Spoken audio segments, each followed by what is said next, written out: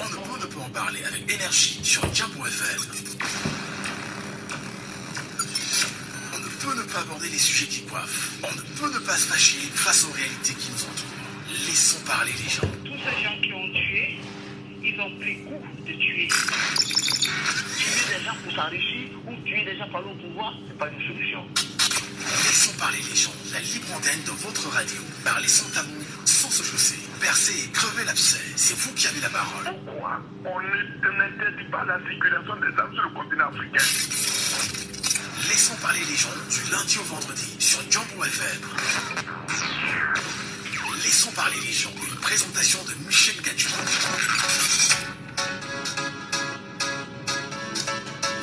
Bonjour à tous, bonjour à vous mesdames et messieurs, bienvenue ce matin sur votre radio, bienvenue sur Diambo FM, bienvenue dans votre programme Laissons parler les gens, Père Enfant Jacques à la technique, Michel Gadjou au micro, et vous à l'écoute et au regard.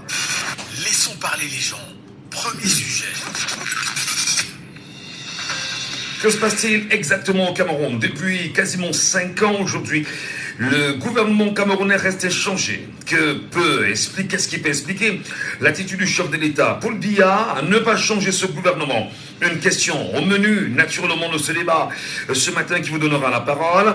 Paul Biya entretient-il, à votre avis, le pourrissement au regard des nombreux griefs reconnus par le gouvernement camerounais actuel et tout ce qui peut bien évidemment l'entourer? Quelle est bien évidemment votre analyse? Laissons parler les gens. Deuxième sujet. Et les Cam ont fui dans la diaspora. Que peut-on comprendre en même temps de nombreux appels des Camerounais qui n'essaient jusqu'ici de demander aux ambassades d'ouvrir les portes, non seulement en Europe, en Asie et bien évidemment sur le continent africain, afin de donner l'occasion aux Camerounais d'aller s'inscrire sur les listes électorales. Peut-on parler de peur du régime de Yaoundé ou encore de faiblesse du gouvernement à se mouvoir dans les ambassades aujourd'hui? Mesdames, Messieurs, quelles sont les solutions envisageables afin d'aider les Camerounais de la diaspora à aller s'inscrire massivement sur les listes électorales? Nous en parlons ce matin. Laissons parler les gens, libérons la parole.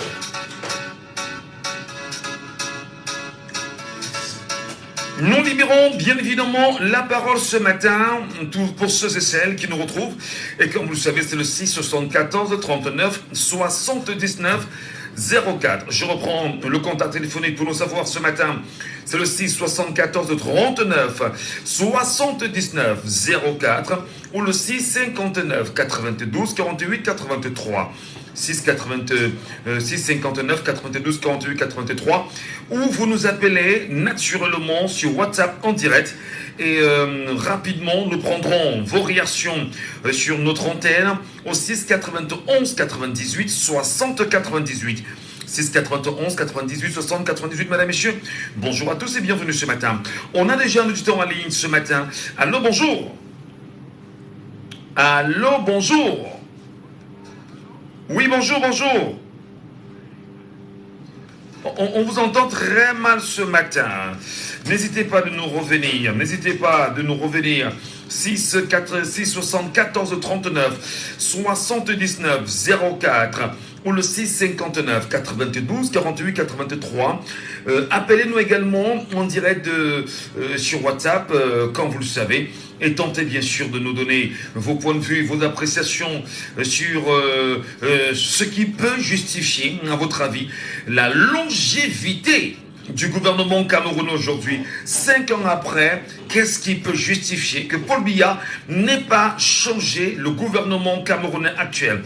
Peut-on, au regard des situations actuelles, dire véritablement que l'on soit satisfait par l'attitude du gouvernement camerounais aujourd'hui? En regardant tous les ministres et tous les ministères, peut-on réellement dire que le septennat actuel est un septennat qui aura donné aux Camerounais de retrouver naturellement toutes leurs lettres de noblesse, faut-il le dire ainsi?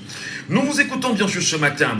Gouvernement très lent, gouvernement inchangé, gouvernement en place. Peut-on bien sûr parler du pourrissement engagé et encadré?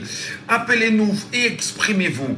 6 74 39 79 04 ou le 6 59 92 48 83. Madame, Monsieur, l'antenne vous appartient.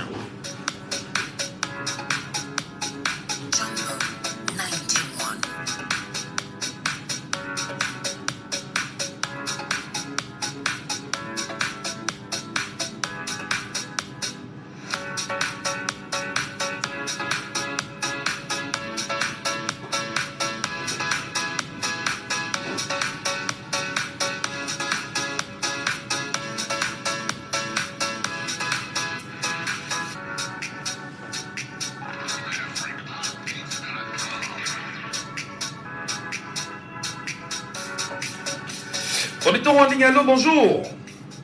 Monsieur Mbachou. Bonjour, comment je vous appelle? Anissé Sapi. Anissé Sapi. Vous nous appelez d'où, Anissé? Vous nous appelez d'où, dans la ville de Douala ou au Cameroun? Ange Raphaël. Ange Raphaël. Nous parlons bien évidemment, c'est pas donné par hasard, parce qu'on sait qu'on a donné l'Ange Raphaël aussi. Hein. Voilà, peut-être le nom a changé. Non, ça va. Alors, comment vous regardez, vous appréciez en même temps ce qu'on peut qualifier de longévité d'un gouvernement qui, depuis 2019, n'a pas changé en 2024. Qu'est-ce qui peut, à votre avis, justifier le comportement du chef de l'État à laisser ce gouvernement changer depuis 5 ans aujourd'hui? Le problème, selon moi, c'est que après les élections 2018, ils se sont rendus compte qu'ils ont tellement bien fait des choses. En fait, ils ont tellement bien fait des choses qu'ils ont préparé les élections 2025. Ils se disent, si on change, si on commence maintenant là à changer, 2025 sera perdu. Vous verrez que même des ministres ou des sénateurs qui sont décédés depuis, il n'y a pas de remplacement. Ça veut dire qu'ils ont maintenu les mêmes postes et chacun même, s'il faut même regarder chaque ministre, regarde les secrets de chaque ministre. Si peut-être qu'elle fait l'autre bouger, il va se retrouver en train d'avoir les problèmes avec l'autre. Il peut mettre les secrets de l'autre dehors. Donc ils ont préféré maintenir cette même ligne pour pouvoir gérer les élections de 2020. Alors, maintenir la même ligne pour gérer les élections de 2025, est-ce que ceci ne donne pas aux Camerounais de juger quand même de façon réelle le bilan de ce gouvernement depuis 2019? Quel regard vous y jetez-vous? Oui, normalement, ça donne aux Camerounais de faire le bilan. Puisque je disais encore, si vous constatez maintenant, si ils sont en train de faire les travaux qu'ils devaient faire depuis des années, vous allez voir sur la page Facebook, il y a la sortie des ministres, la page des ministres des travaux qui, au jour le jour, postent les travaux qu'ils font. Donc, ce qui dit, ils sont en train de préparer les Camerounais petit à petit. Donc, à la veille de toutes les élections, vous verrez qu'ils font les mêmes choses, les choses qu'ils ne devaient pas faire. L'autre jour, c'est le prix de l'huile qui a diminué, l'huile major qui est quitté de 1500 à 1100 francs. Donc, ils font comprendre aux Camerounais que non, nous ne vous avons pas parlé. C'est juste que non, ceci. Donc, effectivement, ils essayent de marcher dans la tête des Camerounais, les mêmes choses reviennent. Très bien. Merci infiniment, Monsieur Tsapi, pour votre réaction ce matin. Vous nous appelez, vous aussi, au 6 74 39 79 04 ou le 6 59 92 48 83. Pour vous qui nous regardez naturellement, pour le numéro qui a été épinglé, merci de nous appeler aussi en direct et de nous laisser votre point de vue sur ce gouvernement retenu depuis 2019. Faut-il le rappeler, le gouvernement de Joseph Diongouté, un gouvernement qui, naturellement, est à majorité composé des pontes du régime appartenant au Rassemblement démocratique du peuple camerounais. Je rappelle que nous avons Diongouté, Premier ministre du Cameroun. Vous avez le ministre du Tourisme et des Loisirs, qui est Belobouba Maïgari, le ministre de la Justice, garde des Sceaux, Laurent Esso, le ministre de l'Enseignement supérieur, Georges Famen Dongo, le secrétaire général à la présidence de la République, Ferdinand Gongo. Vous avez l'administration territoriale contrôlée par Paul Atangandi. Vous avez le ministre des Affaires sociales, Pauline Irène Kendek Nguene. Et vous avez l'agriculture tenue par Gabriel Bayrobé. Les agricultures, c'est Pierre Ismaël Bidoumpat. Le commerce, c'est Luc Magloire Mbarga Tangana. Depuis plus de 15 ans quand même, on va dire dans le gouvernement de Paul Biya. La communication, René Malessadi. Alors, on a envie de comprendre, comment peut-on nommer un gouvernement et laisser bien sûr ce gouvernement inchangé. Est-ce qu'on peut dire justement que les Camerounais qui nous regardent aujourd'hui, qui nous écoutent aujourd'hui, qui sont assez présents sur l'observation des situations actuelles du Cameroun, les Camerounais peuvent-ils se dire être fiers du gouvernement, être fiers et dire que Paul Biya, dans ses actions, a permis véritablement aux Camerounais, à travers son gouvernement, de trouver une aisance ou une quiétude dans leur vie. Appelez-nous et exprimez-vous, madame et messieurs, c'est important qu'on en parle. C'est important qu'on vous écoute. C'est important que l'on sache ce que pensent les Camerounais. Auditeur en ligne, allô, est-ce qu'il est avec nous? Allô, bonjour. Bonjour, monsieur Michel. Soyez les bienvenus sur votre radio Jambo FM. Comment nous vous appelons? Monsieur Ernest Foipon. Ernest Foipon. Êtes-vous aujourd'hui dans une sorte de satisfaction par ce gouvernement qui est à 5 ans d'existence aujourd'hui? 5 ans? Non, c'est un problème, il ne faut pas. On s'amuse. 5 ans, il y a d'autres qui sont même plus de 7 ans déjà. Quand vous voyez les gens comme les Magloire Mbarga, les Minsup là, c'est des gens qui sont au-delà même de ça. Non, là vous parlez des membres du gouvernement, mais je parle du gouvernement dans sa globalité. Voilà, dans la globalité, mais Michel Gachou, qui de nous maintenant actuellement est satisfait du tout? Je pense que personne, un Camerounais vraiment qui est sérieux, ne veut pas dire que le gouvernement actuel ait vraiment confiance à ce gouvernement, parce que la preuve en est que les gens sont là pour un intérêt personnel. Ils sont là pour faire régner l'ordre de 82. Moi, je ne pense pas que c'est un gouvernement qui est là pour travailler pour le peuple camerounais. Il a seulement été là pour, on peut dire, pour des récompenses, pour pouvoir maintenir le système. Donc, ce n'est pas un gouvernement que moi, je peux vraiment dire qu'il est là pour faire un travail sur le fait qu'il est payé. Vraiment, je ne pense pas. Alors, oui, nous vous écoutons. Nous vous écoutons parfaitement. Allez-y. C'est pour ça que nous, on continue toujours à dire que si on a nos hommes politiques et qu'ils sont conscients de ce qu'ils veulent proposer au peuple, qu'ils ne passent pas tout le temps à dire que le gouvernement est monté les stratégies, qu'ils nous proposent dans des projets, des très grands projets qui vont faire en sorte que nous allons les voter et nous allons trouver les votes. Donc, justement, je pense que le changement, c'est pas là. Il ne faut pas seulement continuer que le gouvernement a dit justement. Faites donc les bons programmes politiques. Nous, on va vous voter et vous allez changer tout ce gouvernement, que ce soit les députés, tous ceux qui dirigent au Cameroun. Donc, je pense que le changement, c'est pas là, à travers les urnes. Et ces urnes-là vont vous accorder, si vous avez des très bons projets politiques pour le peuple, c'est-à-dire que les projets que tout le monde en a soif. On peut parler même du départ, des routes, l'augmentation des salaires, des carburants. Là, on crée des sociétés. C'est là qu'on attend un peu ces dirigeants politiques qui essaient un peu de balayer les anciens gouvernements de Yaoundé. Donc le changement, c'est pas là. Alors, on vous a très bien compris. Merci infiniment pour votre réaction ce matin au 6 74 39 79 04. On a bien sûr un autre auditeur qui nous appelle ce matin de la France. Allô, bonjour. On va prendre... Oui, bonjour. Comment nous vous appelons? D'accord. Nous parlons bien sûr de la longévité du gouvernement camerounais. 5 ans déjà, pour vous, qu'est-ce que ça représente avec le même gouvernement? Moi je vais rejoindre l'avis du premier appelant, là, M. Anissé Sabi. Oui. Parce que clairement, vous connaissez l'expression au RDPC, ils disent qu'on ne change pas une équipe qui gagne. C'est-à-dire pour eux, le rôle qu'ils ont réalisé en 2018, vraiment, c'était inespéré, ils ne s'imaginaient pas vraiment qu'ils vont réussir. Mais comme ça a réussi, ils se sont dit, on croise les bras, on garde la même équipe, on attend 2025. Et vous avez vu, qu'est-ce qu'ils ont réalisé depuis 2018? Rien.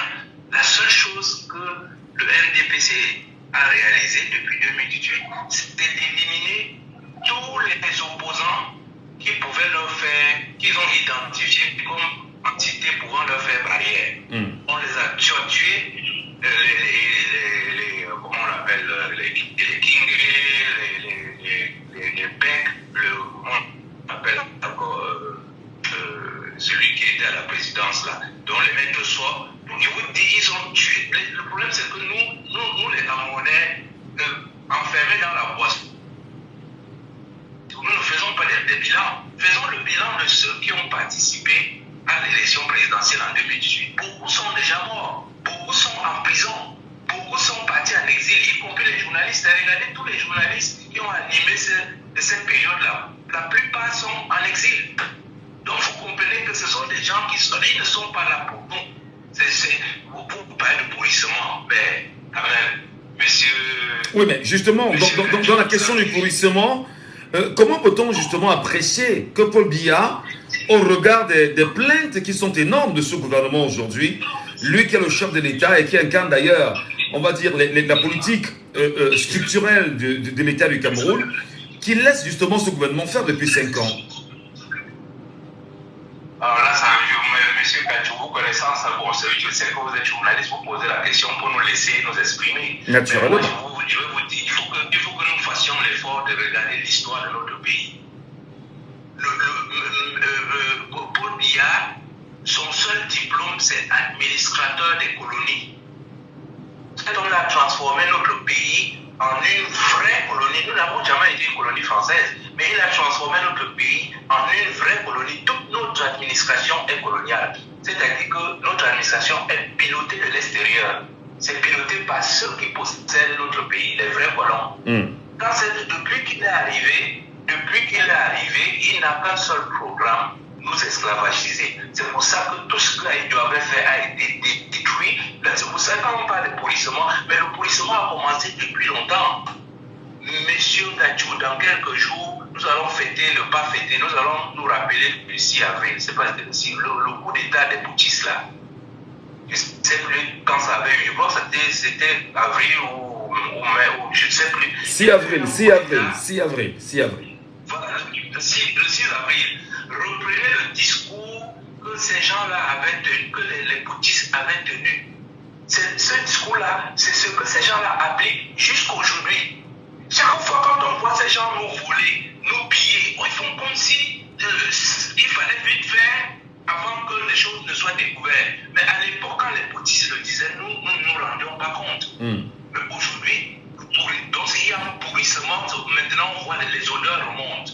Donc, je vous dis, la plaie est tellement pourrie que nous, aujourd'hui, nous voyons là, je veux dire, en live, les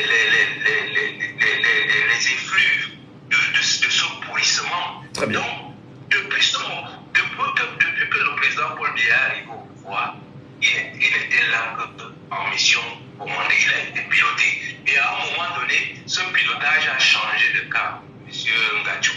C'est-à-dire, à quel moment le pilotage a changé de cap? C'est quand les colons se sont dit, nous, on ne pilote plus, on met seulement les gens en place pour piloter la situation. Donc, nos ministres de l'économie vont rendre compte à Paris. Ils sont là, ils agissent. Le président Paul Biya ne détient plus rien. Donc, on parle du gouvernement. Faisons vraiment quelques exemples concrets. Donc, Paul Biya, pour vous, Paul Biya ne représente rien et les ministres ne lui rendent compte de rien, rendent compte plutôt à Paris. C'est ça, c'est ce que vous voulez qu'on comprenne. Exactement, ils rendent compte à Paris. Mais la preuve, M. Gachou, ces gens ne se... Vous avez bien vu, quand on dit un gouvernement, c'est les gens qui sont ensemble. Être ensemble, ça veut dire on se réunit. Il y a plus de 20 ans, il n'y a plus eu de conseil des ministres au Cameroun parce que tout est piloté de l'extérieur et les résultats sont là. Mais vous ne voyez pas que partout tout est pourri, que ce soit l'Assemblée nationale, que ce soit les ministres, que ce soit les sénateurs, tous ceux qui meurent. Vous imaginez qu'un ministre meurt, on le remplace, ça veut dire qu'il n'existait pas. Très bien, merci. Merci Paco. On va pas... Merci Paco. On va donner la parole aux Camerounais justement sur le sujet. Merci infiniment pour votre réaction. Très bonne journée à vous là-bas à Paris, qui nous écoutez fièrement, et pour ceux qui sont bien sûr sur Facebook, qui choisissent de nous appeler à travers ce contact-là, soyez les bienvenus. Auditeur en ligne, allô, bonjour. Bonjour, monsieur. Soyez les bienvenus, cher monsieur. Nous vous appelons comment? Oui, nous vous appelons comment? Monsieur? Monsieur Sen. Stéphane. Ah, Tiffen.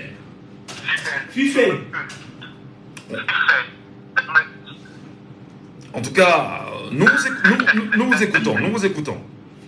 Ok. Allô? On va dire que ce sont les mêmes personnes, les équipes qui gagnent. C'est la raison pour laquelle nous, on ne va pas changer. Ce qui a lieu à faire que tous les jeunes. Non, attendez, avant de faire des inscriptions, dites-nous comment vous appréciez le gouvernement camerounais qui a 5 ans d'existence aujourd'hui et que Paul Biya choisit de ne pas changer qui que ce soit.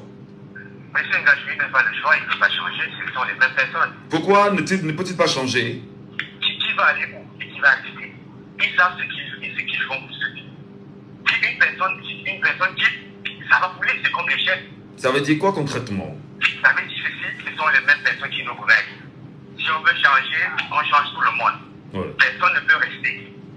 Parce que ça fait un bon bout de temps. Le père, lui, moi je sais qu'il ne travaille plus, il ne fait plus rien. Hein? C'est seulement poser sa signature sur certains dossiers. Sinon, il n'est plus là, il ne nous gouverne plus. Ils sont des entourages qui nous gouvernent. Alors, justement, il faut bien sûr constater qu'aujourd'hui, on parle de plus en plus de hautes instructions. Il y a quand même délégation des signatures et au regard des agissements de ce gouvernement à travers les hautes instructions, êtes-vous satisfait ou pas? Non, mais c'est non, on serait plus satisfait. Donc, c'est lui qui, le Camerounais qui dit qu'il est satisfait, il ne sait plus ce qu'il veut. Il ne sait plus ce qu'il veut parce que nous vivons dans la merde. Le haute institution, ça n'existe plus. C'est juste un mot, c'est juste un écrit. Le père ne donne plus les ordres. Le père n'a plus rien à dire. Nous devons comprendre tout ça. Très bien. Merci beaucoup, Tiffen. J'espère que j'ai bien prononcé. Tiffen, on fait Oui, c'est bien prononcé maintenant. Voilà, merci. Bonne journée à vous. Vous nous appelez bien sûr aussi 74 39 79 04. Auditeur en ligne, le bonjour. Allô, bonjour Michel. Bienvenue, Raoul. Merci. Alors, nous parlons ce matin justement du gouvernement de Paul Biya depuis 2019. Le chef de l'État n'a pas changé. Il n'a retiré personne. Tous sont encore aux affaires. Et alors que la population ne cesse de se plaindre, Paul Biya a-t-il choisi le pourrissement, à votre avis? Michel Gaki, ça devrait être des personnes. Monsieur Michel Gaki, quand Oui. vous avez une bande de voleurs, excusez-moi, quand vous avez une bande d'amis, je ne veux pas appeler, je ne suis pas là pour les suppléants.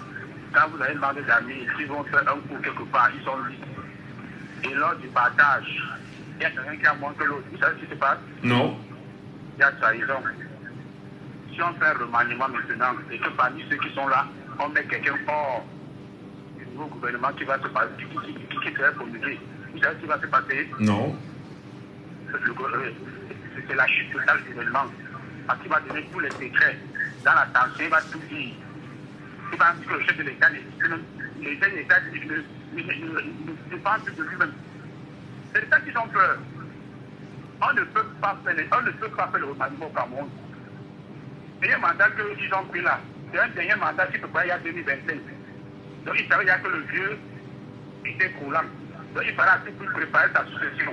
Et je vous jure qu'il prépare la succession depuis d'après 2018. Les arrestations arbitraires, ce n'est pas pour rien. Les hautes institutions, ce n'est pas pour rien. Si on tente de faire le remaniement et qu'on met peut-être un ministre hors du nouveau gouvernement, il va à l'exil. C'est fini. Ils sont tous les documents. Donc c'est un groupe, c'est une bande. Ils se sont entendus. Mourir pour mourir, choquer pour choquer, tuer pour tuer. Personne ne veut trahir l'autre. Justement, je vous dis que si quelqu'un fait un nouveau remaniement maintenant, et qu'il y a peut-être un ministre qu'on ne reconduit pas, non, le gouvernement, ils n'ont pas eu même pour chuter. Ils vont dire ce qui va sanctionner les Camerounais. Donc dès demain matin, ça serait grave.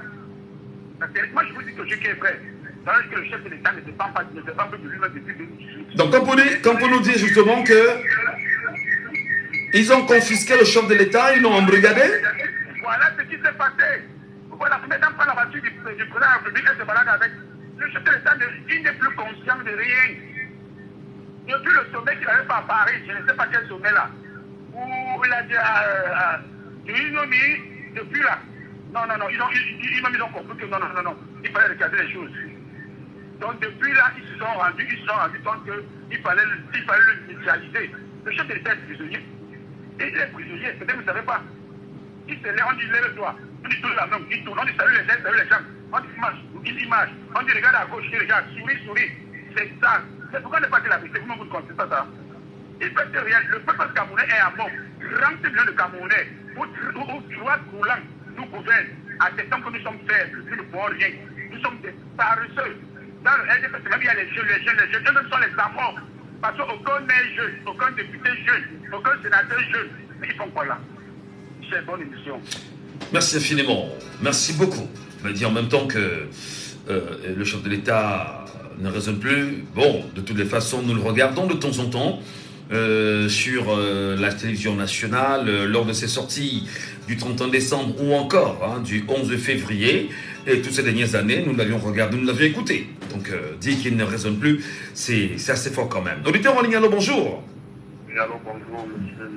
Soyez les bienvenus sur Djambo FM. Comment nous vous appelons? Moi, c'est Serge de Douala 3e. Serge de Douala 3e. Comment vous appréciez, vous regardez ce gouvernement de 5 ans aujourd'hui, le précédent auditeur, pour le paraphraser, pense qu'ils ont confisqué et embrigadé le chef de l'État et que le peuple ne peut prendre aucune décision pour les démettre de leurs fonctions ou du moins créer un remaniement éventuel. Qu'est-ce que vous en dites-vous? Oui, c'est possible. Mais avant de répondre à votre question, permettez-moi de vous faire, M. Michel, de dire quelque chose à tous ceux qui nous écoutent.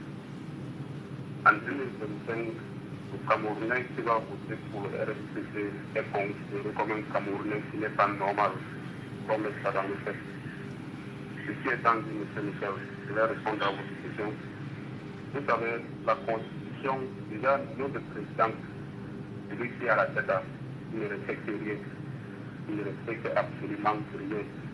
La Constitution du Cameroun, à son article 5, alinéa 1, le président de la République est le chef de l'État. Alinéa 2, élu de la nation tout entière, il incarne l'unité nationale. Dans notre pays actuellement, est-ce qu'on parle d'unité nationale? Mais on voit un président qui est mieux. Il ne dit absolument rien. Toutes les décisions sont là. Il ne fait absolument rien. Il définit la politique de la nation. Car comment le Cameroun part. C'est-à-dire au fur et à mesure que les jours passent, on essaie d'entrer dans la boue au fond de flanc. Après 42 ans de règne de ce monsieur, il nous donne l'opportunité totale. À l'heure où vous parlez, on n'a pas la lumière. Il veille au respect de la Constitution. Voilà, Allah dit que on dit le président nomme le premier ministre de cette proposition qui est d'autres membres du gouvernement. Mais qu'est-ce que notre président fait? Il nomme d'abord tous ces copains qu'il connaît là. Oui. À la fin, il vient, il prend un monsieur, il le met là et il dit voilà votre premier. Avec ce genre d'ajustement, monsieur, vous pouvez que les gens qu'il a nommés avant peuvent se donner quel est le respect à ce premier ministre entre guillemets. Alors vous voyez que notre président lui-même d'abord, il est là pour créer le flou, pour envoyer tout le monde, pour créer le flou. Donc le problème à ce niveau, c'est lui. Et maintenant, parlant des ministres, vous savez, c'est un conglomérat de ministères. Dans ce gouvernement, je ne vois qu'il n'y a pas un seul ministre qui fait vraiment son travail. Et vous savez, lorsqu'on prend une mission, qu'on met à un poste, c'est-à-dire qu'il est là que pour chanter les louanges de celui qui l'a mis. C'est pourquoi vous voyez à chaque fois que un des membres du gouvernement prend la parole, il ne peut pas faire une minute de discours quand le chef de l'État a dit que, le chef de l'État a dit que. Donc, vous voyez, lorsqu'on entretient ce climat, lorsqu'on entretient cette atmosphère, on ne peut avoir que ce qu'on est en train de voir là. Et vous voyez, si on dit qu'il y a le maniement ministériel, il enlève Laurent Esso, il l'envoie à la maison, il enlève Pambourou, il l'envoie à la maison.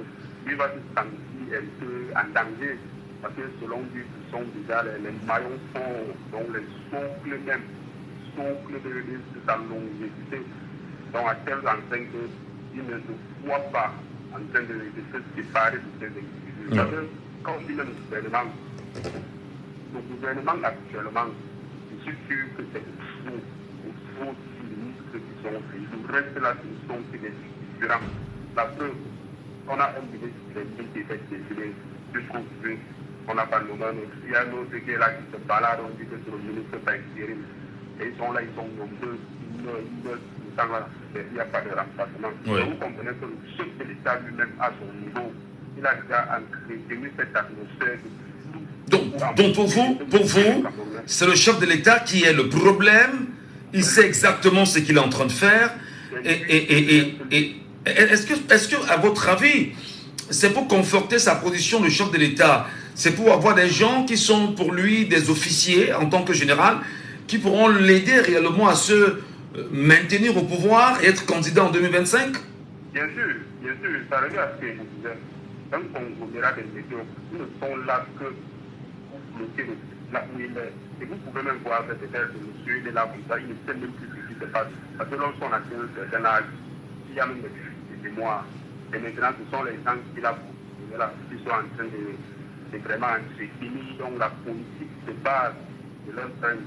Parce que le prince lui-même, il a initié cette politique depuis le départ. Là maintenant, c'est juste la continuité. Très bien. À mon niveau, c'est comment est-ce que l'unique responsable, le président de la République, c'est d'accaparer donc c'est la présidence de la République. Voilà. Merci infiniment. Merci, très bonne journée à vous. D'ailleurs, il a convoqué la Constitution du Cameroun, qui dit à son article 11 que le gouvernement est chargé de la mise en œuvre de la politique des nations telle que définie par le président de la nation, telle que définie par le président de la République. Auditeur en ligne, bonjour. Bonjour, Sangacho. Soyez les bienvenus, cher monsieur. Comment nous vous appelons? Augustin. Oui. Je voudrais bien sûr convoquer également la Constitution du Cameroun en me servant de l'expression du précédent auditeur. Le gouvernement est chargé de la mise en œuvre de la politique de la nation telle que définie par le président de la République. Alors, c'est-à-dire que ceux qui sont aux affaires aujourd'hui sont là au nom du président de la République. Peut-on dire qu'on soit satisfait par leur démarche depuis 5 ans? Non, nous ne pouvons pas dire que nous sommes satisfaits. Allô? Nous vous écoutons. Quels sont vos arguments? Oui, j'ai dit que nous ne pouvons pas dire que nous sommes satisfaits. Quels sont vos arguments? C'est vrai que c'est le chef d'État qui définit la politique de la nation. Mais à côté, nous savons, en fait, avant de passer là, je crois le sujet, rappelez-moi le sujet, parce que c'est le sujet qui... Oui, mais justement, on parle de la longévité de 5 ans du même gouvernement depuis 2019. Paul Biya n'a remanié personne. Paul Biya n'a changé personne. Quand on regarde un pourrissement, est-il justement dans l'entretien de ce pourrissement-là? Non, on peut dire il est dans l'entretien du pourrissement, puisque c'est lui le chef de l'État. Il ne faudrait pas que les gens pensent que c'est l'entourage qui détruit le président de la République. Ça, c'est faux. C'est très faux. C'est lui-même pour vous? Allô? C'est lui qui détruirait, je veux savoir. Oui, que ce n'est pas ces alentours qui détruisent la politique du chef d'État. Vous savez, dans une maison, c'est le père qui est le chef de la famille. Oui. Quand le chef de la famille est négatif, je vous dis que la maison est négative. C'est qu'il a difficile de trouver un bien positif dans ce qui est négatif, même si ça arrive. Mais vous dites de manière générale, la politique telle que définie par le chef de l'État ou bien un chef de famille doit être la politique, doit être les enfants de cette maison ou bien la population doit, ou ceux qui l'entourent doit être ce que le chef est. Donc ça veut dire, tout ce qui arrive là, c'est parce que le chef de l'État ne veut pas que ça change. Il faut de manière nette. Et je vais revenir sur le sujet. Vous savez, c'est comme si nous en Afrique, nous ne connaissons pas faire de la politique. En politique, on ne vient jamais de nulle part. En politique, on ne vient jamais de nulle part. Vous verrez que ce soit en France, aux États-Unis, en Italie, des grandes démocraties, en Angleterre, partout, vous verrez que si quelqu'un aujourd'hui est chef de l'État, c'est qu'il y a peut-être 10 ans ou 15 ans, il était directeur de cabinet, peut-être du ministre de ceci. Ou bien il était, je ne sais pas, maire dans telle commune. Et dans une entité, dans un parti politique fort. C'est-à-dire que c'est pas quelqu'un qui vient de nulle part. Il vient tout de quelque part. Oui, mais qu'est-ce que vous voulez dire concrètement? Quel est le rapport avec le gouvernement dont on estime qu'il est à 5 ans déjà? Je vous ai dit que pourquoi on ne peut pas changer le gouvernement? Comment peut-on changer des gens? Supposons qu'aujourd'hui on décide de nommer M. Michel Gadou, ministre. Vous allez, en fait, on peut vous tenir comment? Puisque vous ne faites pas partie du clan. Alors, vous nous parlez justement d'un clanisme organisé au sommet de l'État. Et on dit quelque chose, quand on enlève un donneur à comité urbain, on ne sait pas quel poste il occupe, c'est à une structure à la nation. Pendant que les gens, je veux que l'Antonin n'a pas travaillé à Douala, quelque part, on l'a positionné là pour qu'il continue à manger la rue et continue à faire la propagande du RDPC. Il est aux ADC. Exactement. Donc, je vous dis donc, ces gens, on ne peut pas changer. Même si on change les ministres, on va juste prendre un ministre, mettre dehors, et le temps de le mettre dehors pour le mettre quelque part, peut-être baisser à quelque part, et puis... Il est parti malheureusement. Merci à vous de nous appeler au 6 91 98 60 98 via WhatsApp. C'est très important, hein, vous nous appelez et vous partagez naturellement le live afin que les gens soient rapidement tenus informés par ce débat et que chacun dé son avis et son point de vue sur le sujet de ce matin. Vous nous appelez également en direct aussi 74 39 79 04. Paul Biya est-il responsable du pourrissement que nous avons aujourd'hui? Qu'est-ce qui, à votre avis, peut justifier l'attitude actuelle? Auditeur en ligne, allô, bonjour. Comment nous vous appelons? Appelez-moi M. Abada. Nous vous écoutons ce matin, M. Abada. Qu'est-ce que vous en dites-vous? Oui, je dis qu'on ne peut pas changer. Le remaniement, même qui avait été fait en 2021, est-ce que c'était même un pas un remaniement. On avait juste fait réajuster certains postes ministériels en changeant certains ministres. Comme le président disait, peut-être moins de 5 ministres qu'on avait changé réellement, mais les autres, c'était les gens qui étaient déjà en fonction. Bon, on a par exemple le secrétaire général, M. Ngongo, qui est là depuis quelques bonnes années quand même. On a le ministre du Commerce qui n'a presque jamais bougé de son siège. On a le ministre de la Recherche scientifique et de l'Innovation qui n'a presque jamais bougé de son siège.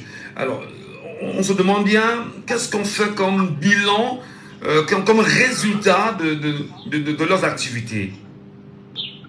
Pourquoi vous ne parlez pas des autres, comme le ministre des Sports et de la Communication actuelle, qu'on avait seulement changé de siège?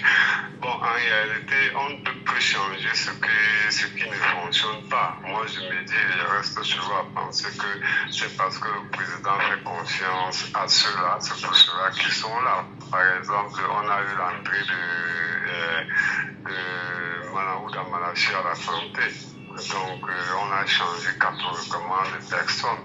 Donc, moi, je pense que la politique... Oui. Nous vous écoutons très bien, nous vous écoutons. Oui, donc moi, je pense que c'est parce qu'ils mettent la politique, la politique du chef de l'État, c'est pour cela qu'ils les maintiennent là.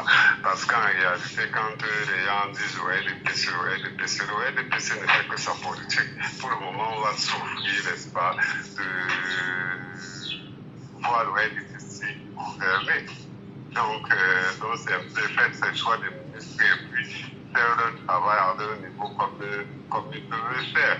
Bien que nous voyons peut-être que ça ne font pas peut-être le job comme nous souhaitons, mais ils vont continuer à faire le travail parce que c'est le parti qui gouverne actuellement. Donc voilà un peu ce que moi je peux dire par rapport à ce sujet. Merci bien, M. Abada. Très bonne journée à vous. Et bien évidemment, au standard, 674 39 79 04, 674 39 79 04, 659 92 48 83. Bienvenue à vous, madame, messieurs. Merci également à ceux et celles qui nous retrouvent à l'instant. Auditeur en ligne, allô, bonjour. Allô, bonjour. Bonjour, monsieur le chef. Bienvenue, cher monsieur. Comment nous vous appelons? Merci beaucoup, Ramon. Qu'est-ce que vous en dites, vous? Quelle est votre analyse ce matin? Je vais simplement dire, monsieur Michel, sont ses meilleurs élèves. Sont ses meilleurs élèves? Oui, justement, ce sont ses meilleurs élèves. J'ai confiance parce que grâce à eux, il y a de la longévité au pouvoir. La longévité, il dit souvent que c'est le peuple qui décide qui soit là, mais je vais dire que c'est ces gens-là qui se maintiennent parce qu'ils font tout. Les manigances pour qu'ils soient toujours là. Donc, le moment où ils ne sont pas faillites, en ce qui le concerne, ils vont rester là même sur l'égalité. Alors justement, l'appel naturellement des Camerounais à observer avec acuité, on va dire, les actions menées par ce gouvernement camerounais aujourd'hui, l'appel encore à observer qu'il est toujours dans des souffrances. Je prends des cas simples, pas de lumière, pas d'eau, pas de route, éducation rabais, vie chère, augmentation du carburant, et tout ce qui passe avec aujourd'hui, les tueries à n'en plus finir, les emprisonnements reconnus. Finalement, est-ce que c'est un gouvernement qui est là pour satisfaire les appétits du chef de l'État ou satisfaire les appétits du peuple camerounais? Ils sont là pour les appétits de l'État. Parce que s'ils étaient là pour les Camerounais, tout ce que vous dites là ne serait pas effectif sur le terrain. Dans le moment où on ne voit rien, mais donc que le Camerounais continue, on ne peut pas dire qu'ils sont là pour satisfaire le peuple. Alors, Ils sont là pour satisfaire l'État. comment le Camerounais peut-il se délivrer? Je ne sais pas si la question est bien posée. Comment peut-il s'en sortir? Comment sortir des mailles de ceux qui aujourd'hui entretiennent ce pourrissement? Non, à défaut de revendiquer, normalement comme il se doit, puisqu'ils ont aussi tous les mallettes de la sécurité, je vais dire quoi, les mallettes de l'armée avec eux pour mater le peuple. Donc, au lieu que nous sortons pour aller nous faire mater, ce qu'on fait à chaque Camerounais de tout faire pour avoir un récépissé ou bien une carte d'élection. Et puis, on va voter et on met nos votes. On espère au moins que par là, on pourra changer quelque chose. Très bien, merci infiniment. Merci beaucoup. Et lorsque vous parlez de liberté et de sécurité, je voudrais quand même rappeler que la constitution camerounaise jusqu'ici parle de la liberté et de la sécurité qui sont garanties à chaque individu dans le respect des droits d'autrui et de l'intérêt supérieur de l'État. On est en ligne, allô, bonjour. Bienvenue sur Jambo FM. Comment nous vous appelons? Je vous ai très mal suivi. Salomon Nietam, je suis Babouaché Pabassan. Salomon Nietam. Oui, monsieur. Alors, justement, soyez les bienvenus. Quelle est votre lecture ce matin, Salomon? Ce que j'aimerais dire sur le sujet ce matin, c'est que, vu la Constitution, un adhérent, une personne précédemment en moi a tenu cette propos. Vu la Constitution, le président de la République est garant de la politique et des institutions de l'État. Nous sommes dans un pays de démocratie et non dans un pays et non dans une monarchie. Ouais. Logiquement, au jour d'aujourd'hui, compte tenu de plusieurs paramètres, le président de la République nous devait tuer. Ça, c'est un peu deux. Moi, je comprends qu'au jour d'aujourd'hui, certains pensent qu'il a été séquestré par les membres du gouvernement. Oui. Moi, je dis non, mais non, c'est lui le président de la République, c'est-à-dire qu'il incarne mais pas toutes ses responsabilités, c'est-à-dire qu'il incarne non avec. Quelqu'un ne va pas se c'est le président de la République, lui, est une institution. Bon. Moi, je pense que le RDPC, non seulement le RDPC, le parti a échoué bien son président, il est temps pour eux qu'ils doivent céder. Alors, je voudrais qu'on s'entende très bien. Vous avez un gouvernement qui est là. Baissez un peu le volume de votre radio. Vous avez un gouvernement qui est là. Vous avez un gouvernement qui est là. Vous regardez les vies des Camerounais. Les souffrances atroces du peuple camerounais. Le peuple camerounais, justement, se dit, bon d'accord, le chef de l'État qui incarne toutes les politiques de la nation a choisi de nommer des personnes qui sont gérées par le Premier ministre, chef du gouvernement. Le peuple suffoque aujourd'hui. Le peuple est libre en même temps de faire son appréciation de l'activité de ce gouvernement. Alors, peut-on dire que c'est le peuple, c'est le gouvernement qui est responsable des souffrances du peuple camerounais aujourd'hui? ou c'est le chef de l'État qui est responsable des souffrances du peuple camerounais aujourd'hui à travers son gouvernement? La responsabilité est incombée aux deux parties. Le peuple doit prendre ses responsabilités. Lorsque nous étions au lycée, on nous définissait la démocratie comme étant la gestion, étant le peuple, la gestion. Le gouvernement du peuple par le peuple et pour le peuple. Le peuple par le peuple et payé. Ouais. Ça veut dire quoi? Ça veut dire que non seulement le peuple a fait confiance et a voté un président de la République qui est là. Du moment où le peuple juge que la politique de président ne va plus avec le pays, avec la nation, le peuple prend ses responsabilités en main, Oui. soit par les voies, généralement par les voies de vote, en allant lui dire non, on ne veut plus vous faire confiance, on vous a fait confiance et vous nous avez déçus. Et voilà le pourquoi nous avez déçus, vous l'évoquez, ça. Ça c'est d'un point. De l'autre point, ce gouvernement qui est arrivé avec sa politique, via le président, ils n'ont rien foutu. Nous avons vu que sur le plan économique, sur le plan infrastructurel, sur le plan social, on a pris des grandes années plus en arrière que d'aller à l'avant. Il y a un recul pour vous. Il y a un net recul pour vous. Des reculs énormes. C'est comme si on nous avait volé plus de 50 ans de notre existence, nous les jeunes Camerounais. Oui. Aujourd'hui, en paraphrase, on parle du président sénégalais de 44 ans, comme si c'était plutôt, je ne sais pas, comme si c'était plutôt quelque chose d'anormal. Mais le problème, ce n'est pas quelque chose d'anormal, c'est quelque chose de normal. Mais sauf qu'en Afrique, cette population, cette vieux, ils ont carrément dit non à la jeunesse. C'est pourquoi nous, on prend tout le temps la Méditerranée. Parce qu'on ne se sent plus en Afrique. On ne sent plus cette jeunesse concernée par l'ambition politique. On sent plus cette jeunesse concernée par le développement infrastructurel, social, économique des pays de l'Afrique. Et c'est pourquoi on se retrouve tous les temps dans la Méditerranée. Très bien.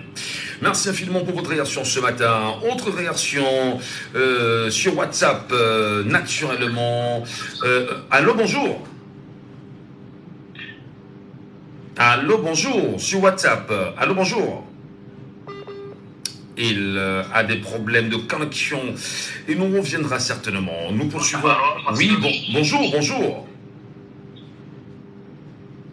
Oui, bonjour, M. Ngadjo. Comment nous vous appelons? Mais c'est M. Paco, je reviens juste pour vous remercier de nous donner la parole. Et surtout parce qu'en vous écoutant, on vraiment rassemble de plus en plus d'informations. Donc je voulais compléter mon point de vue tout à l'heure pour dire il y a un appelant qui a vraiment fait une remarque importante, que le gouvernement qui est en place, en fait, il est là depuis plus de 10 ans, puisque c'est l'ancien gouvernement. Il y a eu un jeu d'orchestre et tout. Donc ce qui me permet, pour répondre à votre question, de me dire, il est probable que tous ces gens-là tiennent un secret que nous connaissons tous, c'est-à-dire que le président est fonctionnel. Et tous ceux qui connaissent ce secret se tiennent pas à la gorge. Donc on ne peut pas mettre quelqu'un hors de ce gouvernement, sinon il va ouvrir sa bouche. Donc moi je crois qu'ils je pense qu'ils ont un petit secret qui leur permet de dire moi j'y reste, je vole ce que je veux, je fais ce que je veux. Si vous me mettez dehors, je trahis. Et je crois que c'est ça. Et la réalité, c'est ça. C'est pour ça qu'on ne le voit pas. Et d'ailleurs, vous avez posé une question subsidiaire, mais que pouvons-nous faire? La première chose que nous devons faire, nous ne pouvons pas accepter que quelqu'un gagne une élection sans faire de campagne. Donc c'était que le hold-up était déjà depuis le fait qu'il y a un président qu'on ne voit pas et on dit qu'il a gagné. Mais est-ce qu'on ne va pas... Est-ce qu'on ne s'achemine pas vers le même procédé?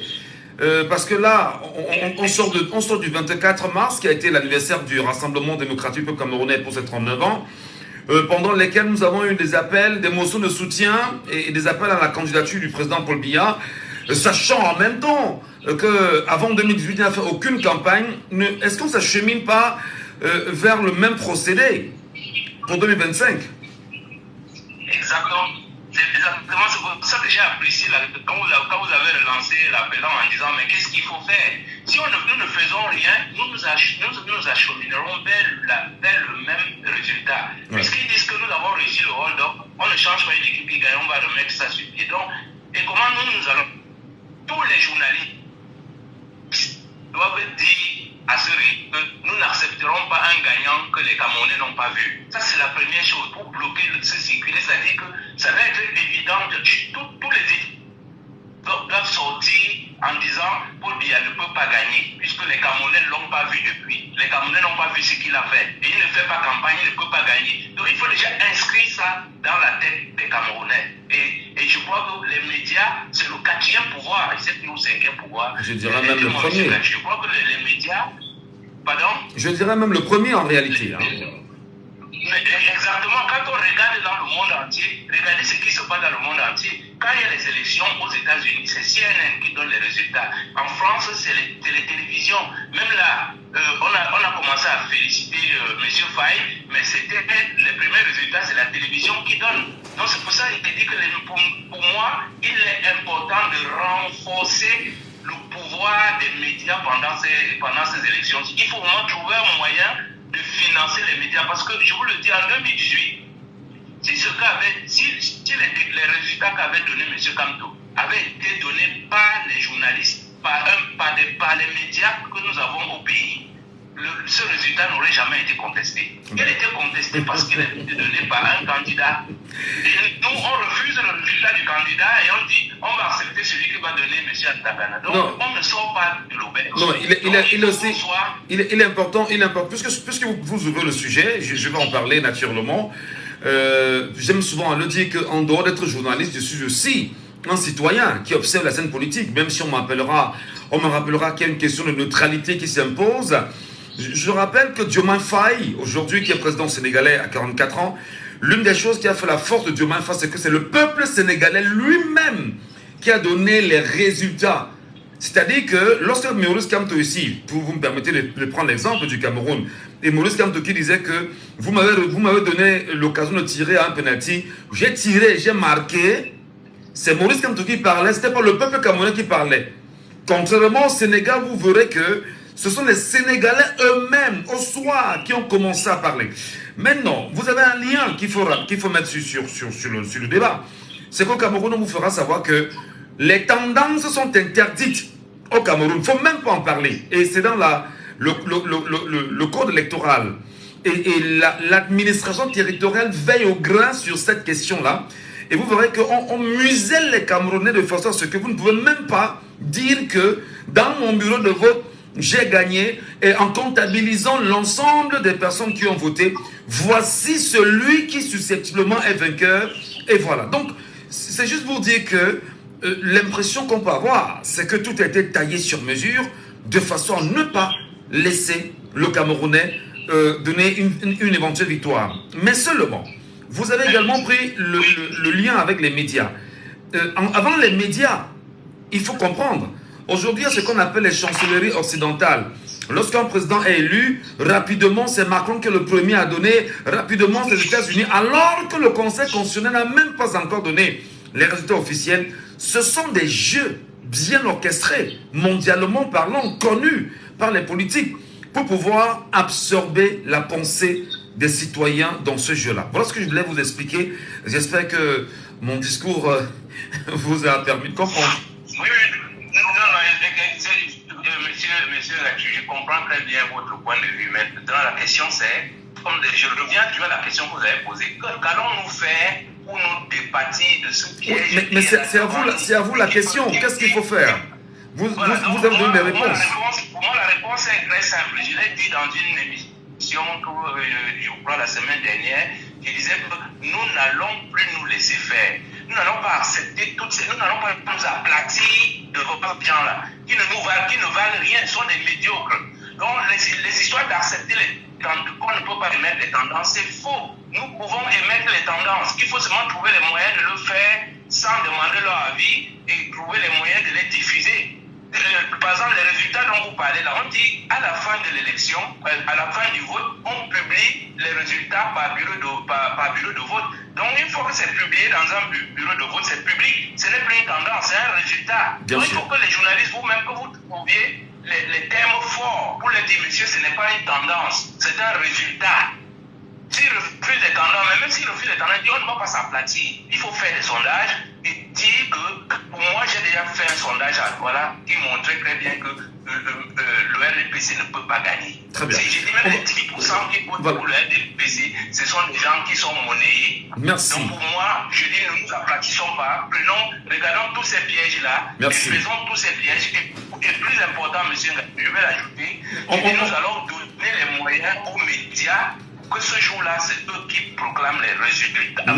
Merci. Les premiers résultats sortis des urnes. Merci beaucoup. Merci infiniment pour votre réaction ce matin. Sous le haut parrainage du ministère des Arts et de la Culture et du Conseil des Arts et des Lettres du Québec, Douala accueille le tout premier festival Afro-Québec sous le thème Musique éléments de partage du 24 au 27 avril 2024 à la salle des fêtes d'Aqua et à la falaise Diamond de Bonanjo. Festival Afro-Québec, un espace de fusion culturelle et artistique pour les artistes d'Afrique et du Québec. Au menu, musique, danse, art visuel, défilé de mode, conférences débat. Sur la scène, les artistes Jeannot Bournival, Stéphanie Song, Liliane Pellerin du Québec, Sandrine Anga,